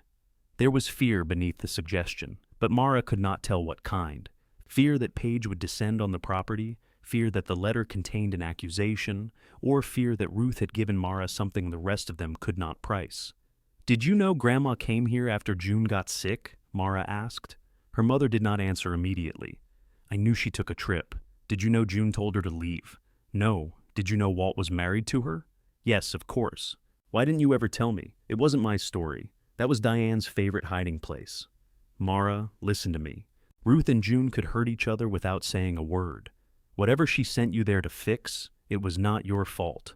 I'm not fixing anything. Through the summer kitchen doorway, she could see the labels she had made and the clean strip of stone floor. Diane let out a tired breath. When are you coming back? Thursday. I have a shift. Where are you staying? With Walt? Walt Mercer? No, the other Walt who owns Grandma's homestead. Mara, I'm trying. The words stopped her. Her mother sounded worn thin, not by the morning's argument, but by years Mara had rarely considered from Diane's side. Ruth had been Diane's mother before she became Mara's grandmother. There were old loyalties and evasions in that relationship, too. I know, Mara said, though she was not sure she did. After the call, she returned to the summer kitchen. A white work van was parked beside Walt's truck. An unfamiliar man stood on a ladder examining the branch damage. He wore a canvas tool belt over a charcoal sweatshirt, and sawdust clung to his dark hair as if it belonged there. Walt pointed toward Mara. There's the person who thinks this building can be saved. I said the table worked. You kept looking at the roof. I look at lots of bad decisions. The man on the ladder glanced down. His face was lean, his expression amused without being smug. He appeared about 30. Then, you're in the right county, he said. This is Eli Navarro, Walt said. He does finish carpentry and complains when I ask him to do anything else. I complain during finish carpentry too, Eli said. I believe in consistency. He climbed down and tested the damaged roof edge with both hands. Branch cracked 2 rafters. Stone walls are good. Roof structure isn't, but it's small enough to brace. I'm not rebuilding it, Walt said. No one said you were. You both keep saying words like brace. Mara walked around the building with Eli. He showed her where water had entered long before the branch fell and where the roof line had spread because old tie beams were missing. You know buildings? He asked. I know when water's going somewhere it shouldn't. That puts you ahead of half the people who own one, Walt called from the doorway. She's here to inventory, not adopt the place. Eli looked through the open door at Mara's cardboard labels and neatly stacked hardware. Looks like it adopted her. The remark should have irritated her. Instead, she looked toward the strip of earth beneath the old kitchen window, where 6 impossible seeds rested in cold ground. For the first time since reading Ruth's letter, Mara felt something besides anger. It was small, inconvenient, and dangerously close to curiosity. Curiosity kept Mara beside the ladder after Walt went to answer a call in the trailer. Eli pressed a pry bar beneath a split board at the roof edge. You mind holding this steady? I'm supposed to be inventorying.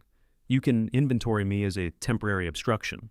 She gripped the ladder. Condition used. Resale value uncertain. Harsh, but fair. He climbed 2 steps, tested the board, then came down again. You're not going up? Mara asked. Not until I brace the soft spot. Walt walked on that roof yesterday. Walt also secured a tarp with a spark plug in his pocket. He isn't my safety standard.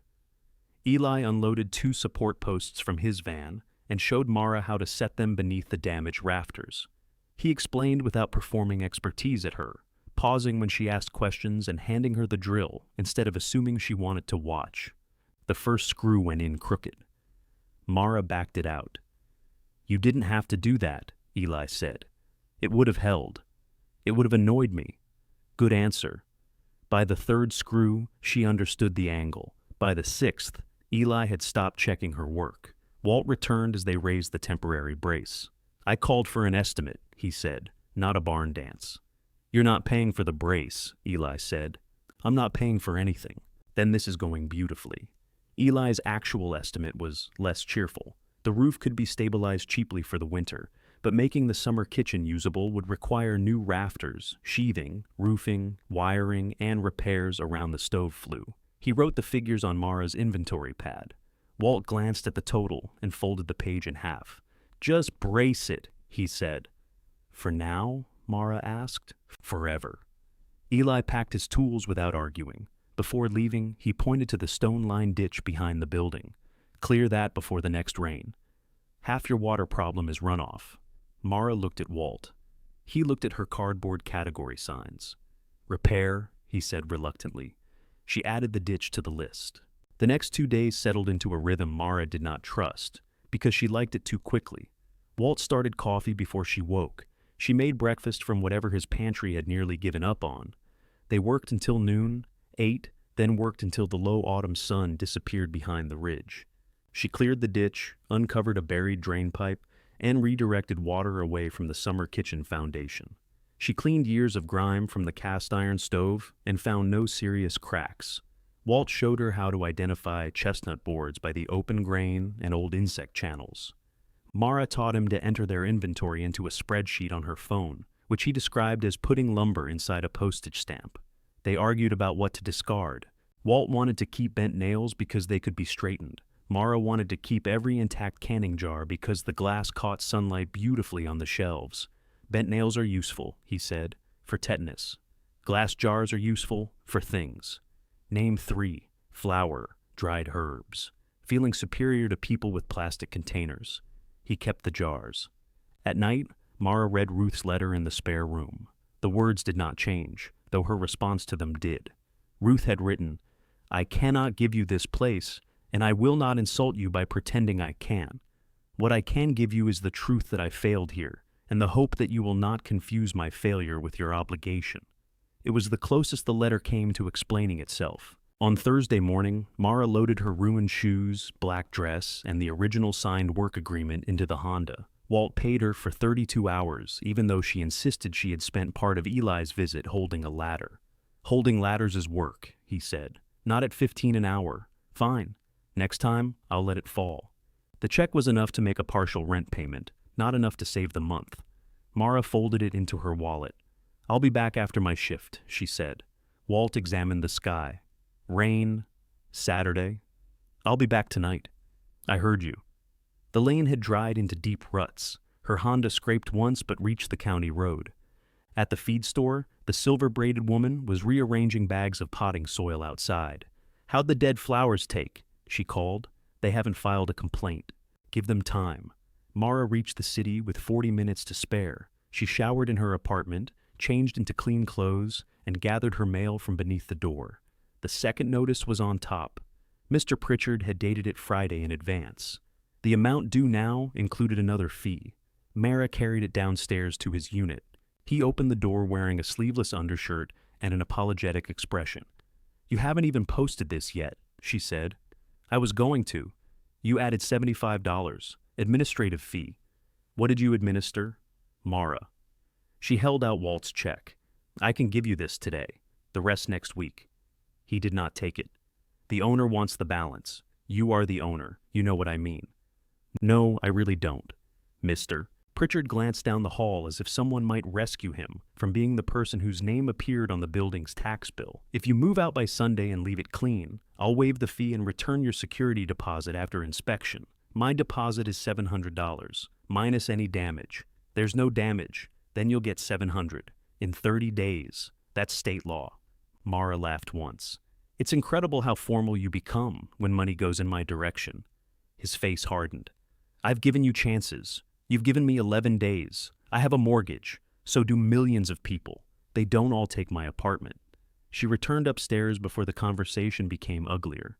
At the grocery store, Sandra put Mara on cake packaging instead of baking. For 4 hours, Mara slid sheet cakes into plastic domes while another employee worked the ovens. Sandra did not mention the schedule. Near the end of the shift, Mara checked the new rota pinned beside the freezer. She had 8 hours the following week. "Is that correct?" she asked. Sandra kept writing production numbers on a clipboard. "That's what I have available. You gave Monica 34. Monica has open availability." "So do I." "You told me you might not make 2 shifts. Shifts I picked up after someone else called out." Sandra set down the clipboard. "I am not punishing you. I'm scheduling based on reliability." Mara thought of the summer kitchen table, balanced on one repaired leg. Reliable did not mean flawless. It meant someone decided you were worth adjusting for. I need to know whether 8 hours is temporary, she said. I can't promise anything. Then I can't promise open availability.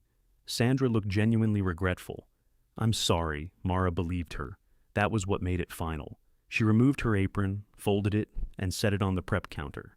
You're quitting? I'm making a scheduling decision based on available information. Sandra closed her eyes briefly. You don't have to do this dramatically. I'm folding an apron, Sandra. Mara clocked out 6 minutes early. She sat in her car with both hands on the steering wheel. Quitting had not made her brave. It had made her unemployed for most of the week. The diner still gave her 2 or 3 shifts, but driving 3 hours for them would cost nearly as much as she earned. She called Walt. He answered, "Road's still here. I need to stay longer than 2 weeks." Silence. Not work, Mara added quickly. I mean, possibly rent the room after. Temporarily. How temporarily? I don't know. I don't rent rooms. I can pay. That doesn't turn it into something I do. Mara closed her eyes. Okay. Why?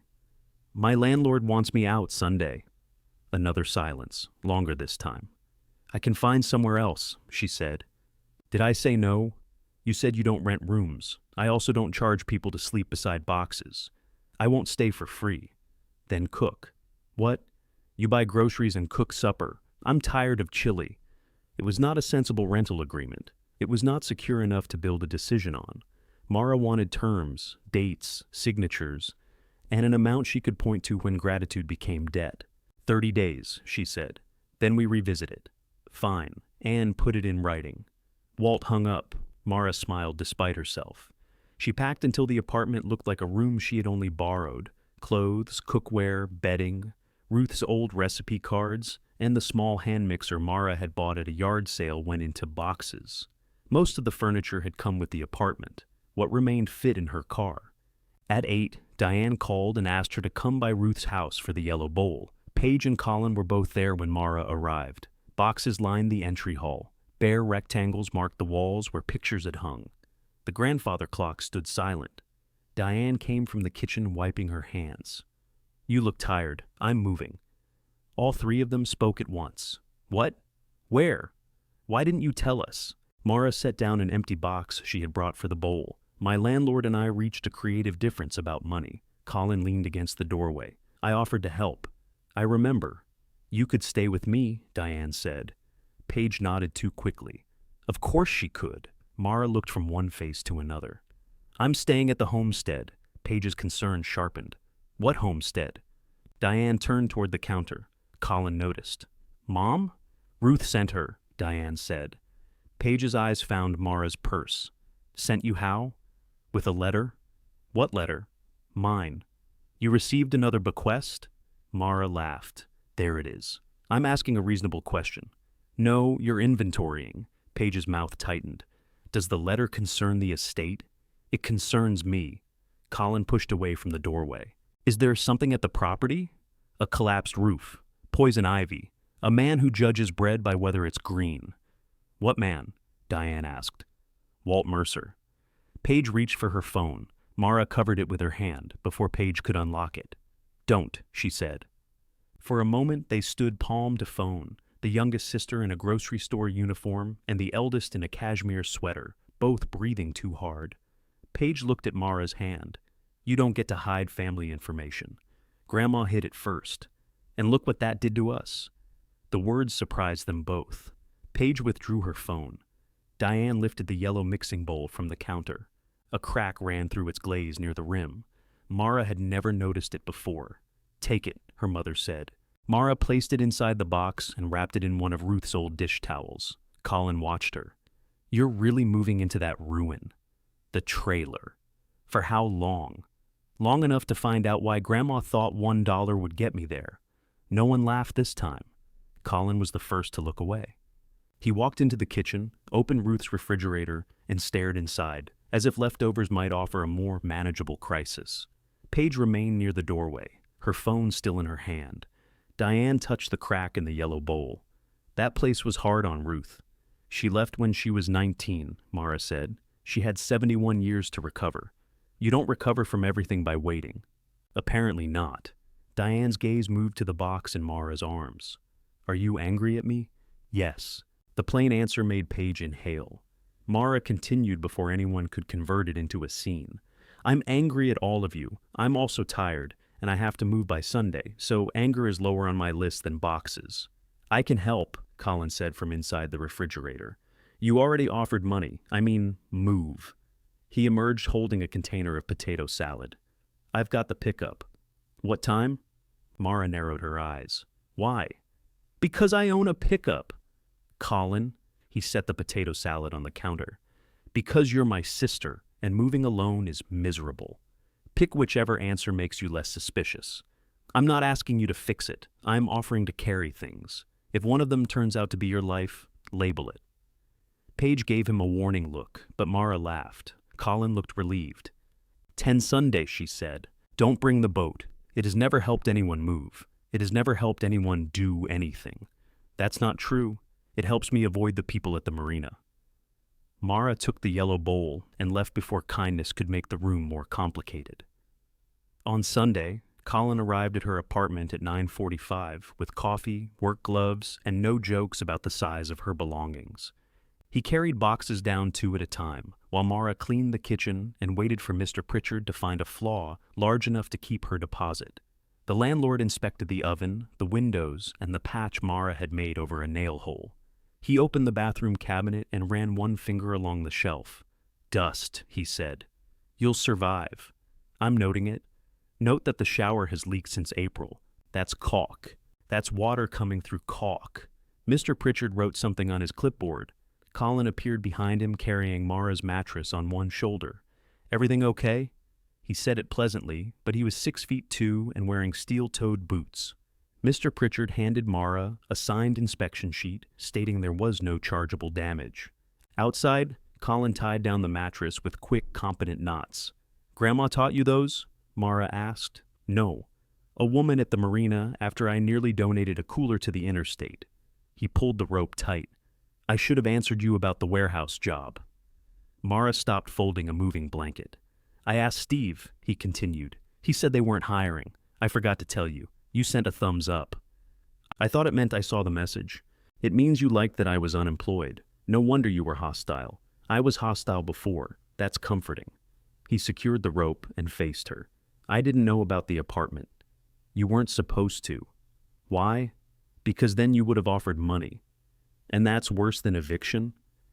It's not worse. It just comes with a person attached. Colin rested both hands on the truck bed. You think I'd hold it over you? I think you'd forget you held it over me. The words landed harder than she intended. He did not defend himself. That sounds like me. Mara looked at him. He rubbed the back of his neck. I'm trying not to make one joke. You're doing great. It's awful. They drove west in separate vehicles. Colin followed her Honda down the rutted lane, his pickup carrying everything she had not fit into the car. Walt stood outside the trailer when they arrived, watching as if Mara had brought a parade. This is Colin, she said. The car, Heir, Walt replied. Colin blinked. Word travels. Your grandmother wrote letters. Mara glanced sharply at Walt, but he had already turned toward the truck. They stacked Mara's boxes along one wall of the spare room and stored the mattress upright in the summer kitchen until she decided what to do with it. Colin wandered through the building, studying the stonework and patched roof. This could be nice, he said. Walt, behind him, made a low disapproving sound. I didn't say expensive, Colin added. That usually follows. Colin crouched beside the cook stove. Grandma used to talk about baking in one like this. She burned the first 6 loaves she tried, Walt said. She never mentioned that. Ruth edited for dignity. Mara watched them circle each other through stories of the same woman. Colin knew Ruth as a grandmother who kept peppermints in her car. Walt knew her as the young woman who once dropped a hot skillet in the yard, rather than admit she could not lift it. Neither version canceled the other. Before leaving, Colin took Mara aside near the Honda. Call if it gets weird. It started weird. I mean with Walt. He's safer than most landlords. That is not a meaningful standard. He wrote down the room arrangement. Colin looked toward the trailer, where Walt was retightening one of the ropes on the truck's empty bed. Do you trust him? Not entirely. Good. Do you? Not entirely. Then we agree. Colin opened his door, then paused. Paige looked up the property. Of course she did. She says it's not worth much. Mara laughed. Tell her I'm devastated. She also says the timber might be. That pulled Mara's attention toward the wooded slopes surrounding the house. What exactly did she look up? Tax map, recent land sales. Paige has hobbies when she's anxious. Why is she anxious? Because Grandma told you something she didn't tell her. Mara folded her arms. Colin climbed into the truck. I didn't say she was right. After he left, the homestead felt abruptly quiet. Mara unpacked the yellow bowl and set it on a summer kitchen shelf. Against the gray stone, its faded glaze looked almost luminous. Walt stood in the doorway. You staying after the 2 weeks? For 30 days. We wrote it down. That's sleeping. I asked about staying. Mara looked at the boxes, the damaged roof, and the work agreement with 6 days remaining. I don't know what I'd do here. Most people decide that before moving. Most people inherit more than $1. He nodded toward the yellow bowl. Looks like you made out better than that. A car horn sounded from the yard. Inez had arrived in a red sedan with 3 covered dishes, a bag of Mara's mail that Diane had given her, and a flat wooden box tied with clothesline. I brought enough food to keep Walt from poisoning you, she announced. My chili is food, Walt said. Your chili is what happens when beans lose hope. She handed Mara a casserole and kissed her cheek. Her eyes inspected the flannel shirt, work pants, and mud on Mara's boots. You look less breakable, Inez said. I didn't know I looked breakable. Only to people who confuse thin with fragile. Walt took the food inside. Inez carried the wooden box to the summer kitchen and placed it on the work table. I was going to wait, she said. Then Diane told me Paige was asking questions. What is it? Something Ruth left at my house years ago because she couldn't stand looking at it. Inside lay a folded quilt top, unfinished and yellowed along its creases. Most of it had been pieced in small blue and cream squares. One edge ended abruptly in a row of loose stitches. Mara touched the fabric. This is what they're holding in that photograph. Part of it. Did they make it together? Their mother started it. June and Ruth worked on it after she died. They fought over every third square. Walt remained just outside the doorway, his face unreadable. Inez lifted a smaller bundle from beneath the quilt. Returned parcels wrapped in brown paper.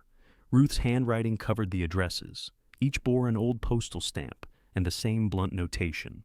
Refused. What was in them? Mara asked. Christmas things, aprons, books. Once, a jar of peach preserves that broke and made the whole post office smell sweet for a week. June sent them back. Your great-grandfather did at first. Later, June did. Mara looked toward Walt. He entered slowly and touched one parcel with his left hand. That last one came after he died. Why did she refuse it? Because Ruth put money inside. How much? $20. Mara almost laughed at the smallness of it, then saw Walt's expression. To June, it said Ruth thought she could pay for forgiveness, Inez said. To Ruth, sending it meant she had tried. They were both fluent in meanings the other person never intended. Did Grandma keep sending things? Not after that. Mara unfolded the quilt across the work table. The blue squares did not line up perfectly. Some seams were tiny and exact, others wandered. Which stitches were Grandma's? Inez pointed to the precise ones. Walt disagreed. Those were June's. You're wrong, Inez said. I watched her sew. I watched Ruth rip out her own work until it looked like that. They argued for several minutes. Mara listened until the distinction stopped mattering. The quilt held both women so thoroughly that even the people who loved them could no longer separate their hands. Inez stayed for supper. Mara made drop biscuits in Ruth's bowl and served them with one of the casseroles. Walt ate 4. These could sell, Inez said. Everything can sell if Paige gets near it, Mara replied. I'm serious. The Saturday market lost its bread vendor last month. I don't have a licensed kitchen. You don't need one for certain breads under the cottage rules. You need a registration, labels, and a place that passes a basic check. Walt pointed his fork toward the trailer stove. This place passes nothing. It's cleaner than your manners, Inez said. Mara looked toward the summer kitchen visible through the window. That one could. Walt lowered his fork. No, I didn't ask you to pay for it. You don't have money. I have 6 more days of wages. And rent, food, gasoline, and whatever your car decides to shed next. Mara hated that his list matched the one in her head. Inez buttered another biscuit. People around here trade. Roofing companies don't take biscuits, Walt said. No, but Eli Navarro takes work. Walt looked at Mara. You're here to clear the building before I sell the timber, not tie yourself to it. The warning carried more concern than command, which made it harder to dismiss. Mara picked a crumb from the crack in the yellow bowl. I'm not tying myself to anything. Later, after Inez left and Walt went to bed, Mara returned to the summer kitchen with a lamp. She covered Ruth and June's quilt against dust, then stood beside the old cook stove. On the clean shelf, the yellow bowl waited. Mara placed both hands on the work table. It no longer rocked. She imagined flour in the jars, herbs drying from the rafters, morning light through clear windows instead of boards. She imagined heat from the stove and bread cooling where boxes of bent nails had been. The vision lasted perhaps 10 seconds. It was enough to frighten her. The next morning, Mara burned the first batch. She blamed Walt's oven, the cheap flour, and the altitude, though the homestead sat low enough that altitude was insulting as an excuse. 12 small loaves emerged dark on top and damp through the middle. Walt cut one open, studied the gummy center, and ate a slice. You don't have to prove anything, Mara said. It's warm. It's bad. I've eaten worse. Your standards are not useful. He spread butter over a second slice. Keeps me content. Mara threw the remaining loaves into a bucket for Inez's neighbor's chickens and started again. She measured instead of relying on Ruth's recipe cards, reduced the oven temperature, and rotated the pans halfway through. The second batch baked evenly. The trailer smelled of yeast and toasted wheat. Walt drifted through the kitchen 4 times while pretending to need unrelated objects. I counted these, Mara warned. I'm looking for pliers. In the silverware drawer, June moved things. June has been gone 9 years. That's why I haven't asked her where. Mara slapped his hand away from the cooling rack. Inez brought the market registration forms that afternoon. The paperwork was simple enough to make Mara suspicious. She could sell shelf-stable baked goods made in a home kitchen if she completed a basic food safety course, listed ingredients accurately, and kept anything requiring refrigeration off the table. Walt read the forms twice. This says my kitchen, he said. It's in your trailer. That's what I said. I'll clean it. It's already clean. You keep spark plugs beside the dish towels. 1 spark plug. Mara passed the food safety course online at the Dead Oak, holding her phone beneath her coat, when a light rain began. She spent $83 of her first check on flour, yeast, paper bags, labels, and 2 used loaf pans from the hardware store. The silver-braided woman at the register finally introduced herself as Rhonda Price. You're Ruth's granddaughter with the dead zinnias, she said. I'm hoping eventually to become known for something else. Not in this town. First impressions fossilize. Rhonda gave her a 10% discount on bulk flour and refused to explain why. On Saturday, Mara arrived at the market before sunrise with 24 loaves, 3 dozen biscuits, and a folding table borrowed from Inez. Walt drove because the Honda's trunk smelled permanently of gasoline after a can had leaked there years ago. The market occupied a gravel lot behind the volunteer fire station. Vendors sold eggs, honey, carved spoons, late apples, knitted hats, and jars of pickles arranged in severe green rows. Mara's table looked painfully empty beside them. She set Ruth's yellow bowl at one corner and filled it with samples. Walt frowned at it. That crack gets worse, don't blame me. It's decoration. Bowls should work. It's holding bread. Fair. The first customer tasted a biscuit, told Mara it was wonderful, and walked away without buying anything. The second asked whether the bread was gluten-free. It is almost entirely gluten, Mara said. The woman did not appreciate the clarification. By 9, Mara had sold 4 loaves. Table fee, labels, and ingredients had cost more than she had earned. This was a bad idea, she muttered. Walt sat behind her in a folding chair, drinking coffee from the thermos. Most ideas are bad for the first 2 hours. Is that wisdom? Observation. At 9:15, Inez arrived with 3 women from her church. She claimed she had not recruited them, though each bought 2 loaves and asked identical questions about whether Mara planned to return the following week. At 10, Eli appeared in a sawdust-covered jacket. He sampled the wheat bread, chewed thoughtfully, and said, "A little dense, then buy the lighter one." "You have a lighter one?" "No." He smiled. "I'll take 2. "You don't have to." "I know." He handed her cash. "One's for a client who keeps offering me supermarket pound cake. I'm trying to raise the standard of our relationship." By closing, Mara had 3 loaves left. She had made a modest profit, though not enough to justify the hours she spent kneading dough. On the drive home, Walt ate half a remaining loaf without slicing it. "That one was for supper," Mara said. "It's dense. Doesn't count as a whole loaf." The following week, she added rosemary bread using herbs from a neglected patch near the trailer. Rhonda traded her 2 old cooling racks for 6 biscuits. A woman who sold preserves offered 3 jars of blackberry jam for a loaf each Saturday. Eli bought nothing, but arrived near closing to help fold the table. "You said it was dense," Mara reminded him. "It was. You came back. I contain contradictions." He loaded the table into Walt's truck. "I've got a stack of old window sash in my shop. Wrong size for my current job. Might fit the summer kitchen. What do you want for them? Help stripping paint from a set of cabinet doors. How many? 12. How many windows? 2. That is not an even trade. You haven't seen how much paint." Mara went to his shop on Monday after her paid hours with Walt ended. Eli worked in a converted service garage near town, its high windows powdered with dust. Half-finished cabinets lined one wall. An old radio played quietly beside jars of screws sorted by size. He gave her a respirator, gloves, and instructions for handling the paint safely. Mara appreciated all 3. They worked side by side at a long bench. Beneath several layers of white and avocado green, the doors were red oak. "You were right," she said after an hour. "This is terrible. I would never cheat a business partner with pleasant work. I thought I was free labor. You're receiving 2 mediocre windows." One of the windows turned out to fit the summer kitchen almost exactly. The other required Eli to alter the opening, which he did after Walt told him not to 3 separate times. Mara paid for flashing and sealant. Eli refused money for his extra hour, so she brought him 6 rosemary loaves over the next month. He claimed the exchange remained in his favor and continued finding reasons to stop at the homestead. He repaired a loose trailer cabinet. Mara helped him refinish a dining table for a customer. He showed her how to patch damaged veneer without making the repair look embarrassed by itself. "Wood moves," he said. "You make room for it, or it breaks somewhere you didn't plan. That sounds suspiciously philosophical. It's about humidity." Good. She was not ready for a man who spoke in lessons. She was barely ready for one who remembered how she took her coffee. Eli seemed to understand.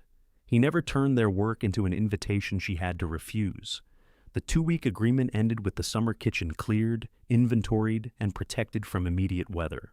Walt paid Mara the remaining wages and presented the check at supper. "That's it?" she asked. "That's the amount we agreed. I mean the work. That's the work I had money for." The next day she woke at the usual time and found no list on the table. Walt sat drinking coffee with both hands around the mug. "What are you doing today?" she asked. "Nothing that pays $15 an hour." "I wasn't asking for work. You were looking at the place where I write the list." Mara opened the refrigerator. "We need eggs. We need eggs because you sold ours inside biscuits." "Do you want breakfast?" "Yes. Then we need eggs." 30 days passed without either of them mentioning the room arrangement. Mara bought groceries, cooked supper, and put part of every market profit into an envelope marked kitchen. Walt pretended not to know about it. Cold settled over the homestead. Frost silvered the strip beneath the old kitchen window, ensuring the 6 seeds there would never become anything. Mara did not dig them up. Her market sales grew slowly. Some Saturdays she sold out. Others she returned with 8 loaves and made bread pudding. She picked up occasional shifts helping Eli sand, clean, and deliver finished work. The diner manager stopped scheduling her after she declined 3 weekday shifts she could not reach. Her security deposit arrived with $120 deducted for deep cleaning. She called Mr. Pritchard, argued for 20 minutes, and recovered 60 of it. The victory cost more in anger than it returned in cash. One icy afternoon, an orange forestry ribbon appeared on an oak near the lane. Mara found 3 more before reaching the trailer. Walt stood at the summer kitchen table, reviewing a sheet of figures with a stocky man in a quilted vest. The man introduced himself as Gary Lyle, the timber buyer. "Selective cut," Gary explained. "Mostly mature oak and poplar. We stay off the wet ground and leave the understory where we can." Mara looked at Walt. "When?" "Late spring," he said. She had known this was coming. Knowing did not prevent the sense that something had been decided behind her back. Gary walked the slopes with Walt, while Mara kneaded dough too hard. Through the new window, she watched orange ribbons multiply among the trees. When Walt returned, she said, "The lane's going to wash out if trucks tear up that hill. Gary will reinforce it. And the spring, he knows where it is. Does he know about the stone channels?" Walt set the figures on the table. "He knows trees. He wants trees. That's generally why timber buyers visit." Mara wiped flour from her hands. "Why are you selling now?" "Taxes, roof on the trailer. My truck needs a transmission before it becomes yard art. You could sell some and leave the grove around the house." "I can. Will you?" Walt's jaw shifted. "That depends what the marked trees bring." She looked at the number on Gary's estimate. It was meaningful to someone who owned land and small to everyone who imagined land as wealth. "This is none of my business," she said. "No." The blunt answer hurt. Walt softened it too late. "Mara, you're making bread in a building I may not keep. You ought to know that. You said you were selling the timber, not the land, for now." The room seemed to tilt around the words. "Your 30 days ended in November," he continued. "I didn't bring it up because you were useful company." "Useful? And noisy. The trailer's too quiet otherwise." She folded the dough over itself. "That is almost kind. Don't spread it around." "What aren't you telling me?" Walt sat at the table. His right hand rested half closed beside Gary's estimate. "My daughter wants me closer," he said.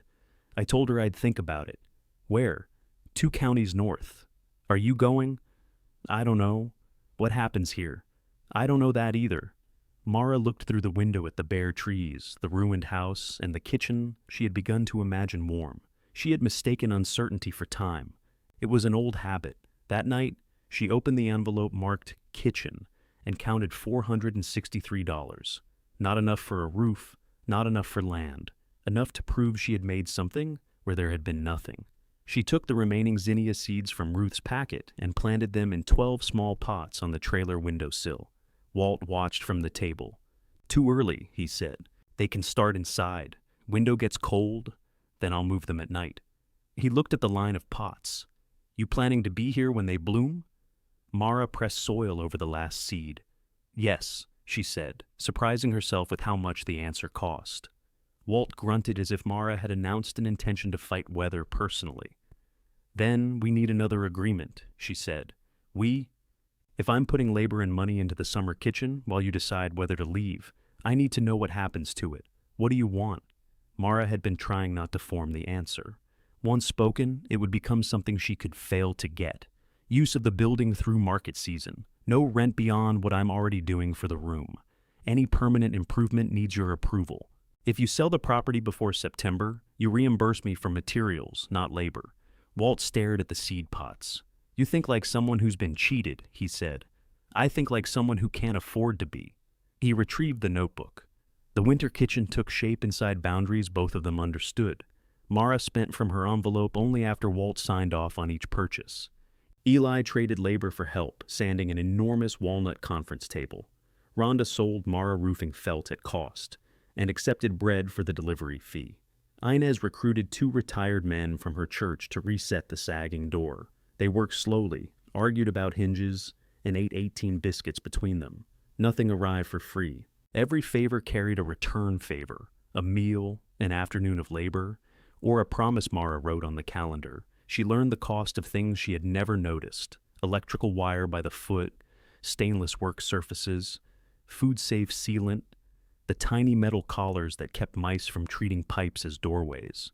Her $463 disappeared before the roof stopped leaking. At night, she wondered whether she had confused motion with progress. She owned no building, no land, and no oven larger than Walt's. Her bank balance remained low enough that 1 car repair could erase it. The old dread still appeared whenever her phone rang. Then the first zinnia sprout pushed through the soil. Mara carried the pot to Walt, as if it had performed a trick. "That could be a weed," he said. "I used packaged soil. Weeds are ambitious." 2 days later, 8 more appeared. The plants bent toward the trailer window, so Mara rotated the pots each morning. Walt moved them away from the glass at night before she could.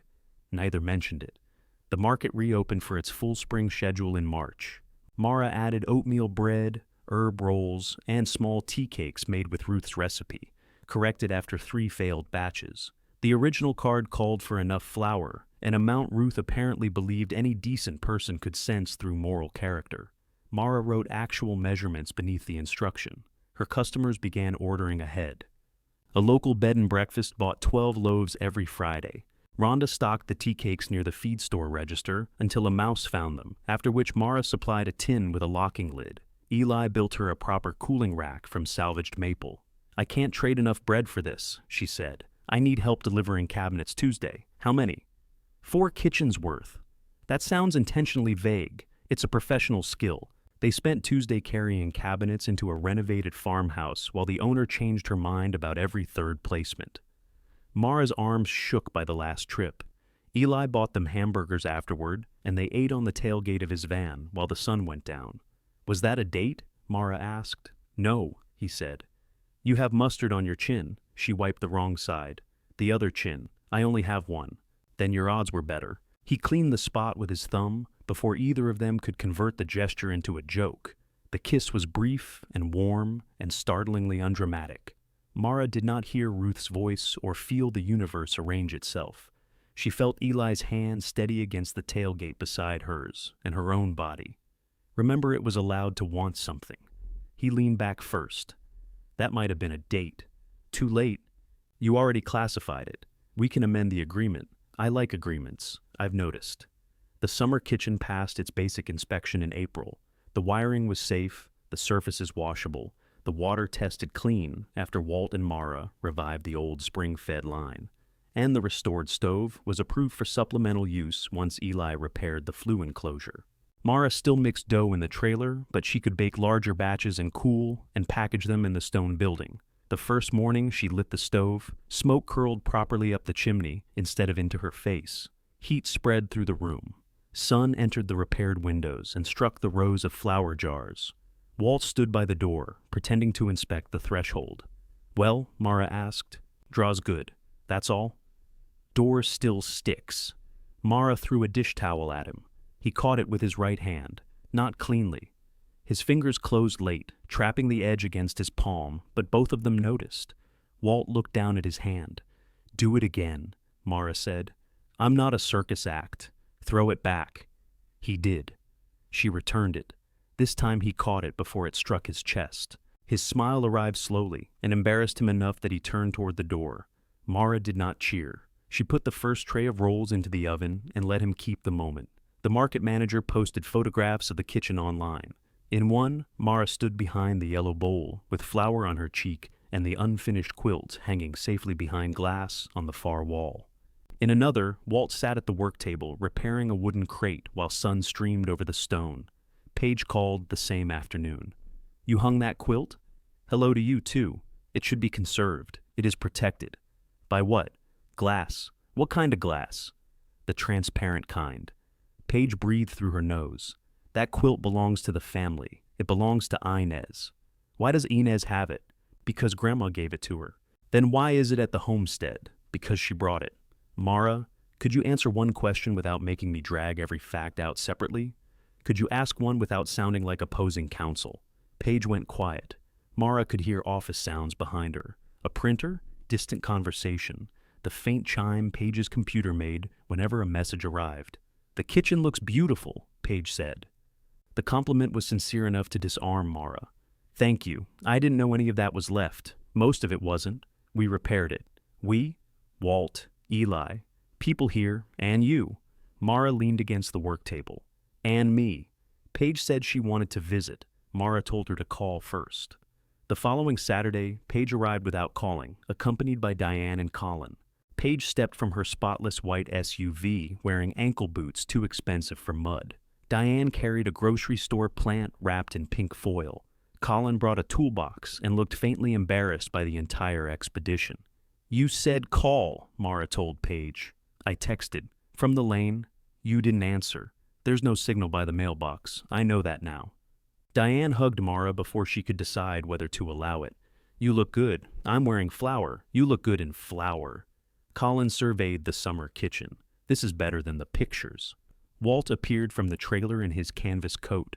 He shook Colin's hand, nodded at Diane, and regarded Paige as if he recognized Cousin Bev's sunglasses in spiritual form. Paige smiled.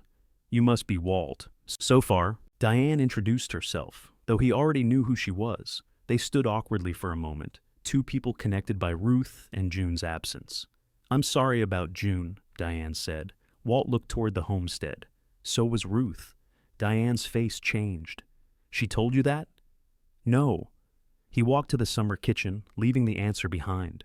Mara gave them a tour. Diane touched the work table, the cook stove, and the blue wallpaper strip preserved beneath the old window. Colin examined the roof braces and asked intelligent questions about drainage. Paige photographed everything. Put the phone away, Mara said. I'm documenting. You're making content. I haven't posted anything. You're standing in Grandma's burned kitchen, holding the phone vertically. Paige lowered it. I have a home and lifestyle audience. They would connect with this. It isn't a set. I know. Do you? Paige's cheeks colored. You think because my work happens online it isn't real. I think this place became real after you found out people liked the pictures. That is not fair. Colin opened a lower cabinet and closed it again. Could we wait until lunch before the ceremonial sister fight? Diane set the pink-wrapped plant on the table. It was a hydrangea, already wilting from the drive. We came because we're worried, she said. About me or the property? Both. Paige's gaze moved toward Walt outside. Colin said the timber is being sold. If Walt may sell the land, we should discuss options before Mara invests more. We? The family. The family doesn't own it. No, but Ruth meant this place for all of us. Mara looked at Diane. The words had come from her mother, not Paige. How do you know what Grandma meant? She sent you here. She sent me, singular, to reconnect us with where we came from. She sent me to plant 6 dead seeds under a burned window. And now, look at it. Diane gestured toward the kitchen, as if its warm walls proved a message Ruth had never written. Mara felt the old trap closing. Her labor had made the place desirable enough for everyone to reinterpret as communal. When it had been wet boxes and broken glass, it was an old wound that had nothing to do with her. Paige stepped in gently. No one is trying to take anything. Then what options are we discussing? Colin leaned against the counter. I mentioned that a couple cabins could make the property support itself. Walt spoke from the doorway. No cabins. Colin straightened. Just an idea. Have it somewhere else. Paige glanced between them. There are ways to finance preservation without turning it into rentals. Mara's baking, the family history, restoration content. No, Mara said. You haven't heard the proposal. You don't have a proposal. You have my work in a photograph and a place to attach your name. Paige went pale. Our name? Where was our name when the roof was open? We didn't know. You didn't ask. Neither did you until a letter told you to. The blow landed cleanly because it was true. Mara gripped the edge of the table. Leave. Diane stepped forward. Mara. All of you. Please. Colin closed the toolbox he had never opened. Paige picked up her phone. For once, she did not defend herself. I did think it was beautiful, she said. That doesn't make it yours. I know. Her voice cracked on the final word, so slightly only Mara seemed to hear. They walked back toward the SUV. Diane left the hydrangea on the table. At the vehicle, she turned. Ruth would hate this. Mara stood in the doorway of the kitchen Ruth and June had lost to pride. Which one of us? Diane had no answer. Walt disappeared into the equipment shed after they left. Mara cleaned surfaces that were already clean, furious at Paige, at Diane, and at the part of herself that had wanted them to admire what she made. She found Colin's toolbox beneath the table. He had left it open after all. Inside were new drill bits, masonry anchors, and a folded receipt with a note written across the back. For the door that still sticks. Don't make it weird. Mara sat on the floor and laughed until the laugh turned painful. Outside, metal crashed. She ran toward the shed. Walt lay beside the ladder, with one leg twisted beneath him. The orange timber estimate had scattered across the wet ground. His face was gray, and his right hand clawed uselessly at the dirt. Mara, he said through clenched teeth. Don't move me. She dropped to her knees beside him, already reaching for her phone. This time, she did not need anyone to tell her the ground was saying something she could not see. Mara left Walt exactly where he was. She pulled off her flannel shirt, folded it beneath his head without lifting his neck, and ran uphill toward the dead oak. Her phone found no signal halfway up. One bar appeared near the ridge, vanished, then returned. She called 911 and gave directions from Rhonda's hand-drawn map because Ruth's landmarks would not help an ambulance. "Stay on the line," the dispatcher said. "I need to go back to him." "Is he conscious?" "Yes." "Is he bleeding?" "I don't know. I don't think so." "Keep him still and warm. Help is coming." Mara ran back carrying a quilt from the trailer. Walt had shifted one hand but nothing else. His eyes opened when she knelt beside him. "You took your time," he muttered. "You're welcome. Which quilt is that?" "The brown one from the couch." "Good. You would reject a quilt right now? The blue one was June's." Mara spread the brown quilt over him. His left leg lay straight, the right bent wrong at the hip, not grotesquely, but enough to make her stomach turn. "What were you doing on the ladder? Coming down?" "You know what I mean? Gutter bracket." "The gutter bracket could wait. So can this conversation." His face had gone damp with sweat. Mara sat in the dirt and took his left hand. He tolerated that for several minutes before squeezing back. Sirens reached them as a faint rise and fall beyond the trees. Mara had never heard anything more beautiful. The ambulance crew stabilized Walt and carried him downhill on a stretcher. He cursed when they moved him, apologized for cursing, then cursed again when one of them suggested pain medication. Mara followed in her Honda after calling Inez from the ridge. At the county hospital, a nurse took Walt through double doors and left Mara holding a plastic bag containing his coat, wallet, taped-handled pocket knife, and one peppermint. Mud had dried on Mara's knees. Her palms were scraped from the run-up hill. Inez arrived in under 20 minutes, wearing house slippers and an expression prepared to punish someone. "How?" she demanded. "Ladder," I told him. "You told him not to use ladders?" "I told him not to be himself without supervision." Eli came next. He sat beside Mara without asking questions and handed her a bottle of water. She drank half before realizing how thirsty she was. Walt's daughter, Celia, arrived after midnight from 2 counties north. She was 43, broad-shouldered like her father, with gray beginning at her temples and the same habit of examining a room before speaking. "You're Mara," she said. Mara stood. "I'm sorry. For what? I was there." "That isn't what I asked." Celia hugged Inez, shook Eli's hand, then sat beside Mara. "What did he break?" "We don't know yet." The doctor came out 20 minutes later. Walt had fractured his hip and would need surgery in the morning. He also had a concussion, though the scans showed no bleeding. His recovery would be measured in months, not weeks. Celia closed her eyes briefly. "He can't go back to that trailer alone," she said. "No," Inez agreed. Mara stared at Walt's coat in her lap. She had spent months pretending the homestead needed her. The truth was less flattering. It could continue collapsing without concern for who witnessed it.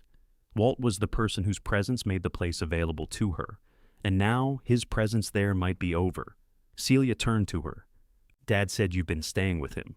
"Yes." "Then you know how stubborn he is." "I have preliminary findings." Celia smiled tiredly. "He's been telling me he'll move when the place is settled." "What does settled mean?" "He won't say." The surgery went well. Walt woke irritable, thirsty, and insulted by the hospital gown. Mara visited after Celia, keeping to the foot of the bed because the rails and machines made him look trapped. "You left the kitchen stove cold?" he asked. "I did not return home and start baking." "Mark it Saturday. Your hip is broken. Different department." Celia stood beside the window. "Dad, we need to talk about discharge. I've been awake 9 minutes. You've avoided this for 9 years. Walt looked at Mara as if she had invited the confrontation. "I can help at the trailer," Mara said. "No," Celia and Walt said together. Celia folded her arms. "He needs physical therapy somewhere without 6 steps, mud, and a bathroom the width of a coffin." "Spacious coffin," Walt said. "You're coming to my house after rehab. I'll think." "You can think in my guest room." Mara lowered her eyes to the bag of his belongings. She understood Celia's firmness. She also understood the old man's terror beneath the jokes. Moving meant admitting June's last home would continue without him. Afterward, in the corridor, Celia touched Mara's arm. "I'm not trying to throw you out. I know. But Dad may sell. I know that too." "Do you?" The question was gentle, which made it impossible to resent. Mara drove back alone. The trailer was dark. Walt's coffee mug remained beside the sink. The brown blanket was missing from the couch because it lay at the hospital, stained with mud. She slept in the spare room and woke to every ordinary sound. For the next 3 weeks, the homestead became a place Mara maintained for someone who might never return. She baked market orders, checked Walt's mail, repaired a pipe that froze during a late cold snap, and drove to the rehabilitation center every other day. Celia visited on opposite days. They learned each other through shared lists. Insurance calls Celia handled, property tasks Mara handled, groceries Walt claimed he did not need. Walt improved. He learned to move with a walker while insulting it. His right hand weakened again from relying on it, and his frustration came out as criticism of Mara's bread labels. One afternoon, he handed her Gary Lyle's renewed offer. It covered the entire property, not just the marked timber. Gary planned to harvest the mature trees, keep the road frontage, and resell the house site separately if anyone wanted it. The amount was fair. Mara knew because Paige had sent comparable sales without comment after hearing about Walt's fall. "I can't match this," Mara said. "I didn't ask you to. Are you accepting it? I have rehabilitation bills. Celia's converting a room for me. Property taxes come due in August. The practical facts arrange themselves like stones between them. What happens to the summer kitchen? Gary says you can remove anything you installed. That isn't what I asked." "No." Mara folded the offer. "When do you decide?" "End of the month." 11 days. Mara took the paper to the hospital cafeteria and stared at it beside a cup of coffee she did not drink. Saving $400 had once felt significant. Now the kitchen envelope held a little over $3,000, built from months of bread sales and carpentry work. It could buy equipment. It could not buy the ground beneath the equipment. Paige called that evening. "We can make an offer," she said. "Who is we?" "Mom, Colin, and me. You, if you want." Mara leaned against the summer kitchen counter. "Using Grandma's inheritance?" "Yes." The answer carried no shame. Why should it? The money was theirs. How would it work? A family company buys the property. Colin handles maintenance and land use. I handle marketing and bookings. You operate the bakery. Bookings. We need revenue beyond bread. Cabins. Eventually. Maybe workshops first. Baking weekends, restoration classes, family history retreats. Mara looked around the kitchen. A tray of rosemary loaves cooled beneath clean cloths. Ruth and June's quilt hung behind glass, every uncertain seam visible. "And the content?" she asked. "It would help pay for improvements. Who controls the company? That depends on contributions," meaning not Mara. Paige sent a written proposal the next morning. It was careful, professional, and more generous than Mara expected. She would receive a small ownership share based on the value of her improvements and future work. She could run the bakery rent-free for 2 years. The family company would cover the purchase and renovate the main house. For one full day, Mara let herself want it. The roof would be saved. The trees nearest the house could remain. Walt would receive his money without delay. Mara could bake without wondering whether every loaf rested on borrowed ground. Eli read the proposal at her request. "It's not dishonest," he said. "That isn't the same as good." "No." "What would you do?" "Not my decision." "I hate when people say that." "I know." He set the pages down. "So I'll say this. It solves the property problem. It doesn't solve the family problem." Mara paced between the stove and work table. "Maybe working together would. Maybe." "You don't believe that?" "I believe wood moves." She stopped. "That humidity speech again? You make room for movement or something breaks where you didn't plan. I cannot structure my life around cabinetry. I'd respect you if you did." The family meeting took place at the homestead on the last Sunday before Walt's deadline. Celia drove him from rehabilitation. He sat at the summer kitchen table with his walker beside him, looking furious at the cushion Inez had placed under his hip. Paige brought printed copies of the proposal. Colin brought revised numbers. Diane brought Ruth's blue flower pot, which had not gone to auction after all. "I thought it belonged here," she said. Mara set it beneath the repaired window. Paige walked everyone through the plan. She was good at it. Colin explained the projected costs without pretending cabins would become instant profit. Diane offered part of her future house sale proceeds, though the house had not sold yet. They had done real work. That almost made Mara say yes. Then Paige reached the section on management approval. Bakery expansion, employees, and public events would require a majority vote. Mara could earn additional ownership over 5 years if revenue targets were met. "Targets you set," Mara said. "We set together. You, Colin, and Mom hold the majority. Because we provide the capital. which Grandma provided. Paige's patience thinned. Would it feel better if a bank provided it? At least a bank wouldn't call control belonging. Diane winced. Colin looked down at his figures. Paige closed the folder. Then, tell us what you want. Mara looked at each of them. Her family had come with money, a plan, and a place for her. 6 months earlier, she might have mistaken that place for proof they valued her. I want the right to fail without asking my sister's permission, she said. No one wants you to fail. I know. You want to make me safe. Is that terrible? It is if safe means useful, but never in charge. Diane touched the flower pot. Ruth left you $1. We are offering you part of this. You're offering me a job inside what I built. Paige stood. You didn't build the land? No. And neither did you. The room went still. Mara pushed the proposal back across the table. Her hands shook. I can't do it. Diane's eyes filled. Colin began gathering pages. Paige stared at Mara as if she were watching someone step in front of a moving vehicle. If Walt sells to Gary, you lose everything, Paige said. I lose the building. The business is the building. No. Mara looked at the shelves Rhonda helped stock. The rack Eli built, the yellow bowl, the quilt, and the door Colin had quietly equipped her to repair. The business is people buying what I make. It's what I know how to do now. If I have to start in another kitchen, I will. The statement broke something open inside her. She had been fighting to keep the homestead because she loved it. She had nearly surrendered herself because she believed losing it would return her to the woman at Ruth's dining table. It would not. Mara faced Walt. Take the best offer you need. I mean that. He studied her for so long, Paige shifted impatiently. Then he reached into the canvas bag hanging from his walker and removed a folded sheet of notebook paper. I've got another offer, he said. He slid it toward Mara. At the top, in Walt's uneven block letters, were 4 words. Rent-to-own agreement. Mara did not touch it. Don't, she whispered. Read it before you accuse me of kindness. The price was below Gary's offer, but not absurdly so. Mara's kitchen improvements and a portion of her past work formed the down payment. Monthly payments stretched farther into the future than she could comfortably imagine. Walt retained the timber proceeds from a limited cutaway from the house, enough to cover immediate costs. If Mara missed 3 payments without arranging terms, the agreement ended. Her vision blurred. I can't accept this today. Walt's eyebrows rose. I need someone independent to review it, an appraisal, a real contract. Celia needs to agree.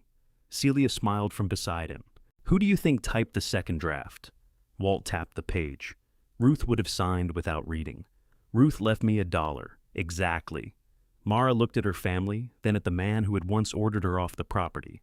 I'm not asking you to choose me over your best interest, she said. I'm not. Walt adjusted his bad leg. Gary wants trees. You made me remember I wanted a place to come back to.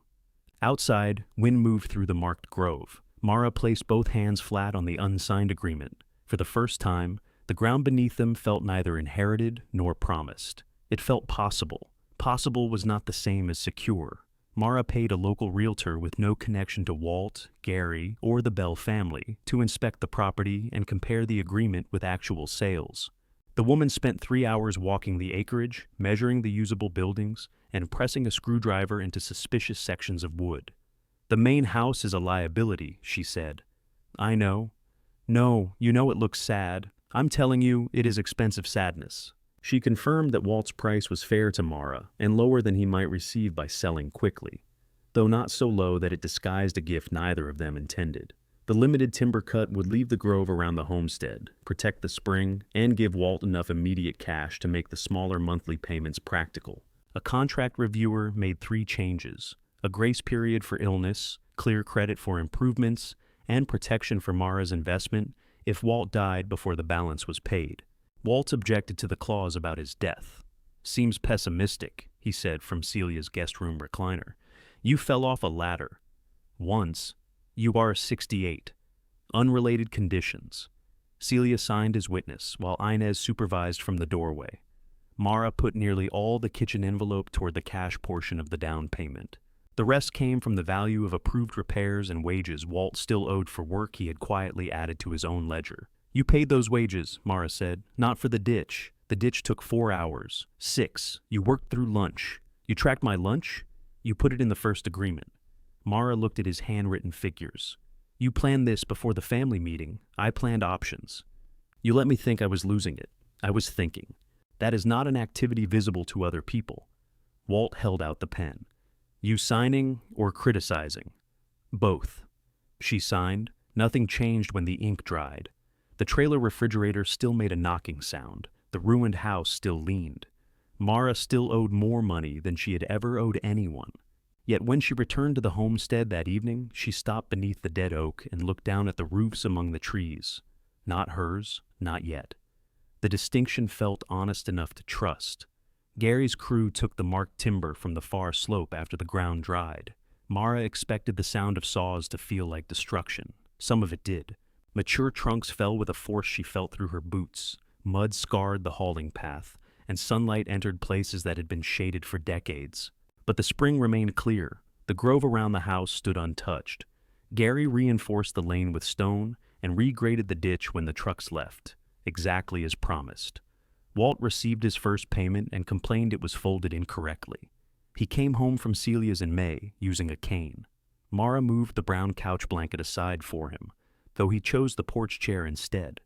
The zinnia seedlings waited in larger pots near the summer kitchen wall, tall enough to transplant. Mara had not planted them because the ground beneath the window needed compost, and because every time she tried, she imagined Ruth directing her hands. Diane arrived alone on a Wednesday afternoon. She wore old jeans and carried a shovel. I brought the flower pot, she said. You brought that during the meeting. I know. I needed a reason for this visit and forgot I'd already used it. Mara almost invited her into the kitchen. Instead, she remained by the seedling pots.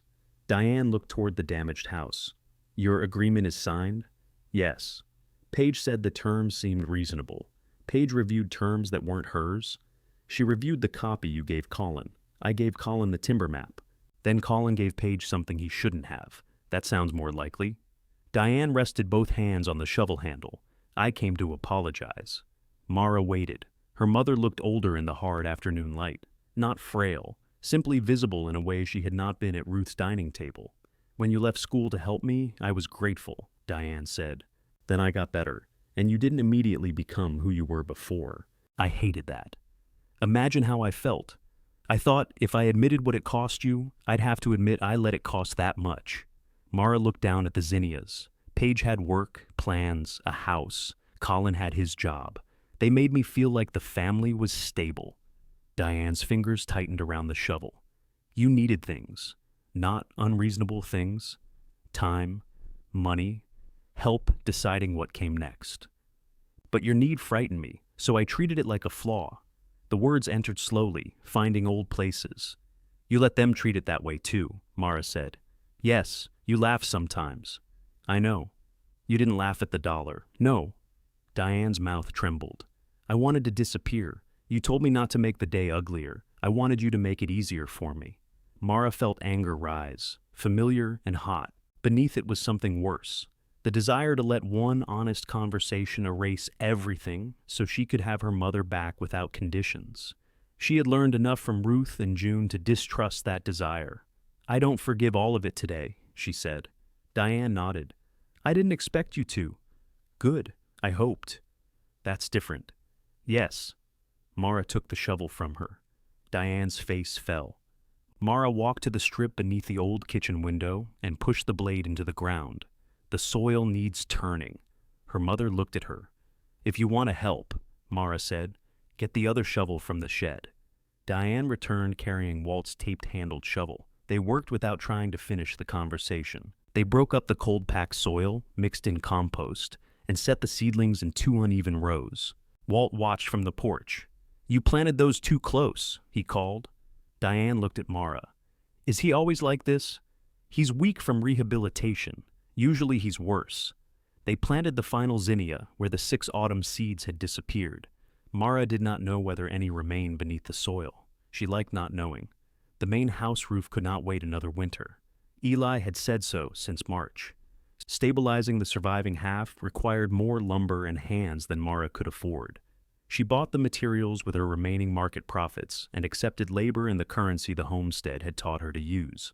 Rhonda came because Mara had delivered bread during the feed store's inventory week. The preserve seller came because Mara had helped move market tables in sleet. Eli brought 3 carpenters who owed him favors.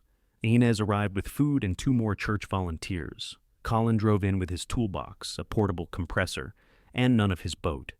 Paige came carrying work gloves. "I'm not filming," she said before Mara could ask.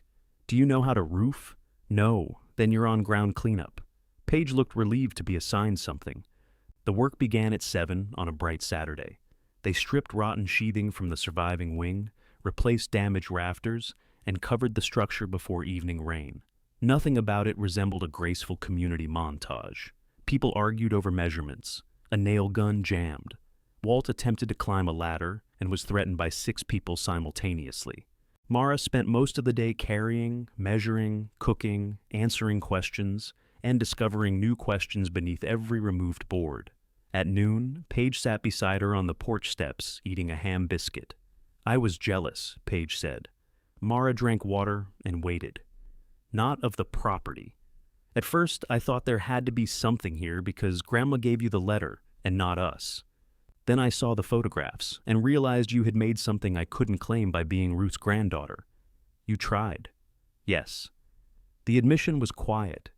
Paige picked sawdust from her glove. "I know you think my work is shallow. I think you use beautiful things before you understand them. That's a better criticism." "It wasn't intended to be better." "I know." Paige looked through the new roof framing at the sky. "For what it's worth, I turned down 2 companies that wanted your kitchen as a campaign location. You offered it? They contacted me after I posted the market's photograph. You didn't post it, I shared it." Mara gave her a look. Paige sighed. "I deleted it. That was not an apology large enough for everything. It was a specific correction. Mara had begun to respect those. "You can photograph the finished roof," she said. "For yourself." Paige nodded. By sunset, black roofing paper covered the repaired section. The rain arrived while they were fastening the last tarp. Mara stood on the porch beside Eli, watching water stream into the cleared gutters and away through the stone channels. "No leaks yet," he said. "Give it time. You've become cheerful." He slipped his hand into hers. Below them, Diane and Colin carried tools toward the shed. Paige held the ladder steady for Walt, even though he had been forbidden to climb it. Inez shouted from the summer kitchen that supper was getting cold. The roof held. The zinnias opened in June, red, coral, yellow, and a pink. So bright Walt called it aggressive. Mara cut the first bouquet for Ruth's grave. She took Diane, but no one else. At the cemetery, her mother stood back while Mara placed the flowers beside Ruth's stone. "I'm still angry with her," Mara said. "You can be. She knew the dollar would hurt." "Yes." "Do you think she knew what would happen?" Diane looked at the zinnias moving in the breeze. Ruth thought she could arrange people after she left the room. She was wrong more often than she admitted. Mara touched the folded letter in her pocket. "But she knew you," Diane added. "At least part of you." Mara left the flowers without thanking or forgiving the dead. The bakery grew by increments. 1 additional oven, a larger mixer, a second market, then weekly orders from 3 local inns. Mara hired Rhonda's widowed cousin for the morning baking shift, and an experienced gardener who turned the old terraces into herbs, berries, and cut flowers. The repaired wing of the house became Eli's satellite workshop 2 days a week, and a place where neighbors brought furniture, lamps, torn quilts, and objects too useful or loved to discard. Once a month, the work tables were cleared for supper. Walt visited from Celia's home and objected to every change before showing strangers where Mara had made it. He kept a room in the trailer, though he complained that Mara's new couch was too soft. Paige came only when invited. Colin continued leaving tools with notes telling Mara not to make things weird. Diane learned to ask what help was wanted before offering the kind that made her feel necessary. Years after the dollar crossed Ruth's dining table, Diane sat at the summer kitchen table beneath the unfinished quilt. Through the restored window, zinnias crowded the garden where Mara had once planted 6 seeds into frozen ground. "What do you think you inherited?" Diane asked. Mara looked around at scarred wood, cooling bread, Eli repairing a chair near the open door, and Walt arguing with Inez over whose stitches wandered across the quilt. "The chance to stop waiting," she said. "For what?" Mara rested her hand on the yellow bowl. its old cracks still visible beneath her thumb. For my family to tell me what I'm worth.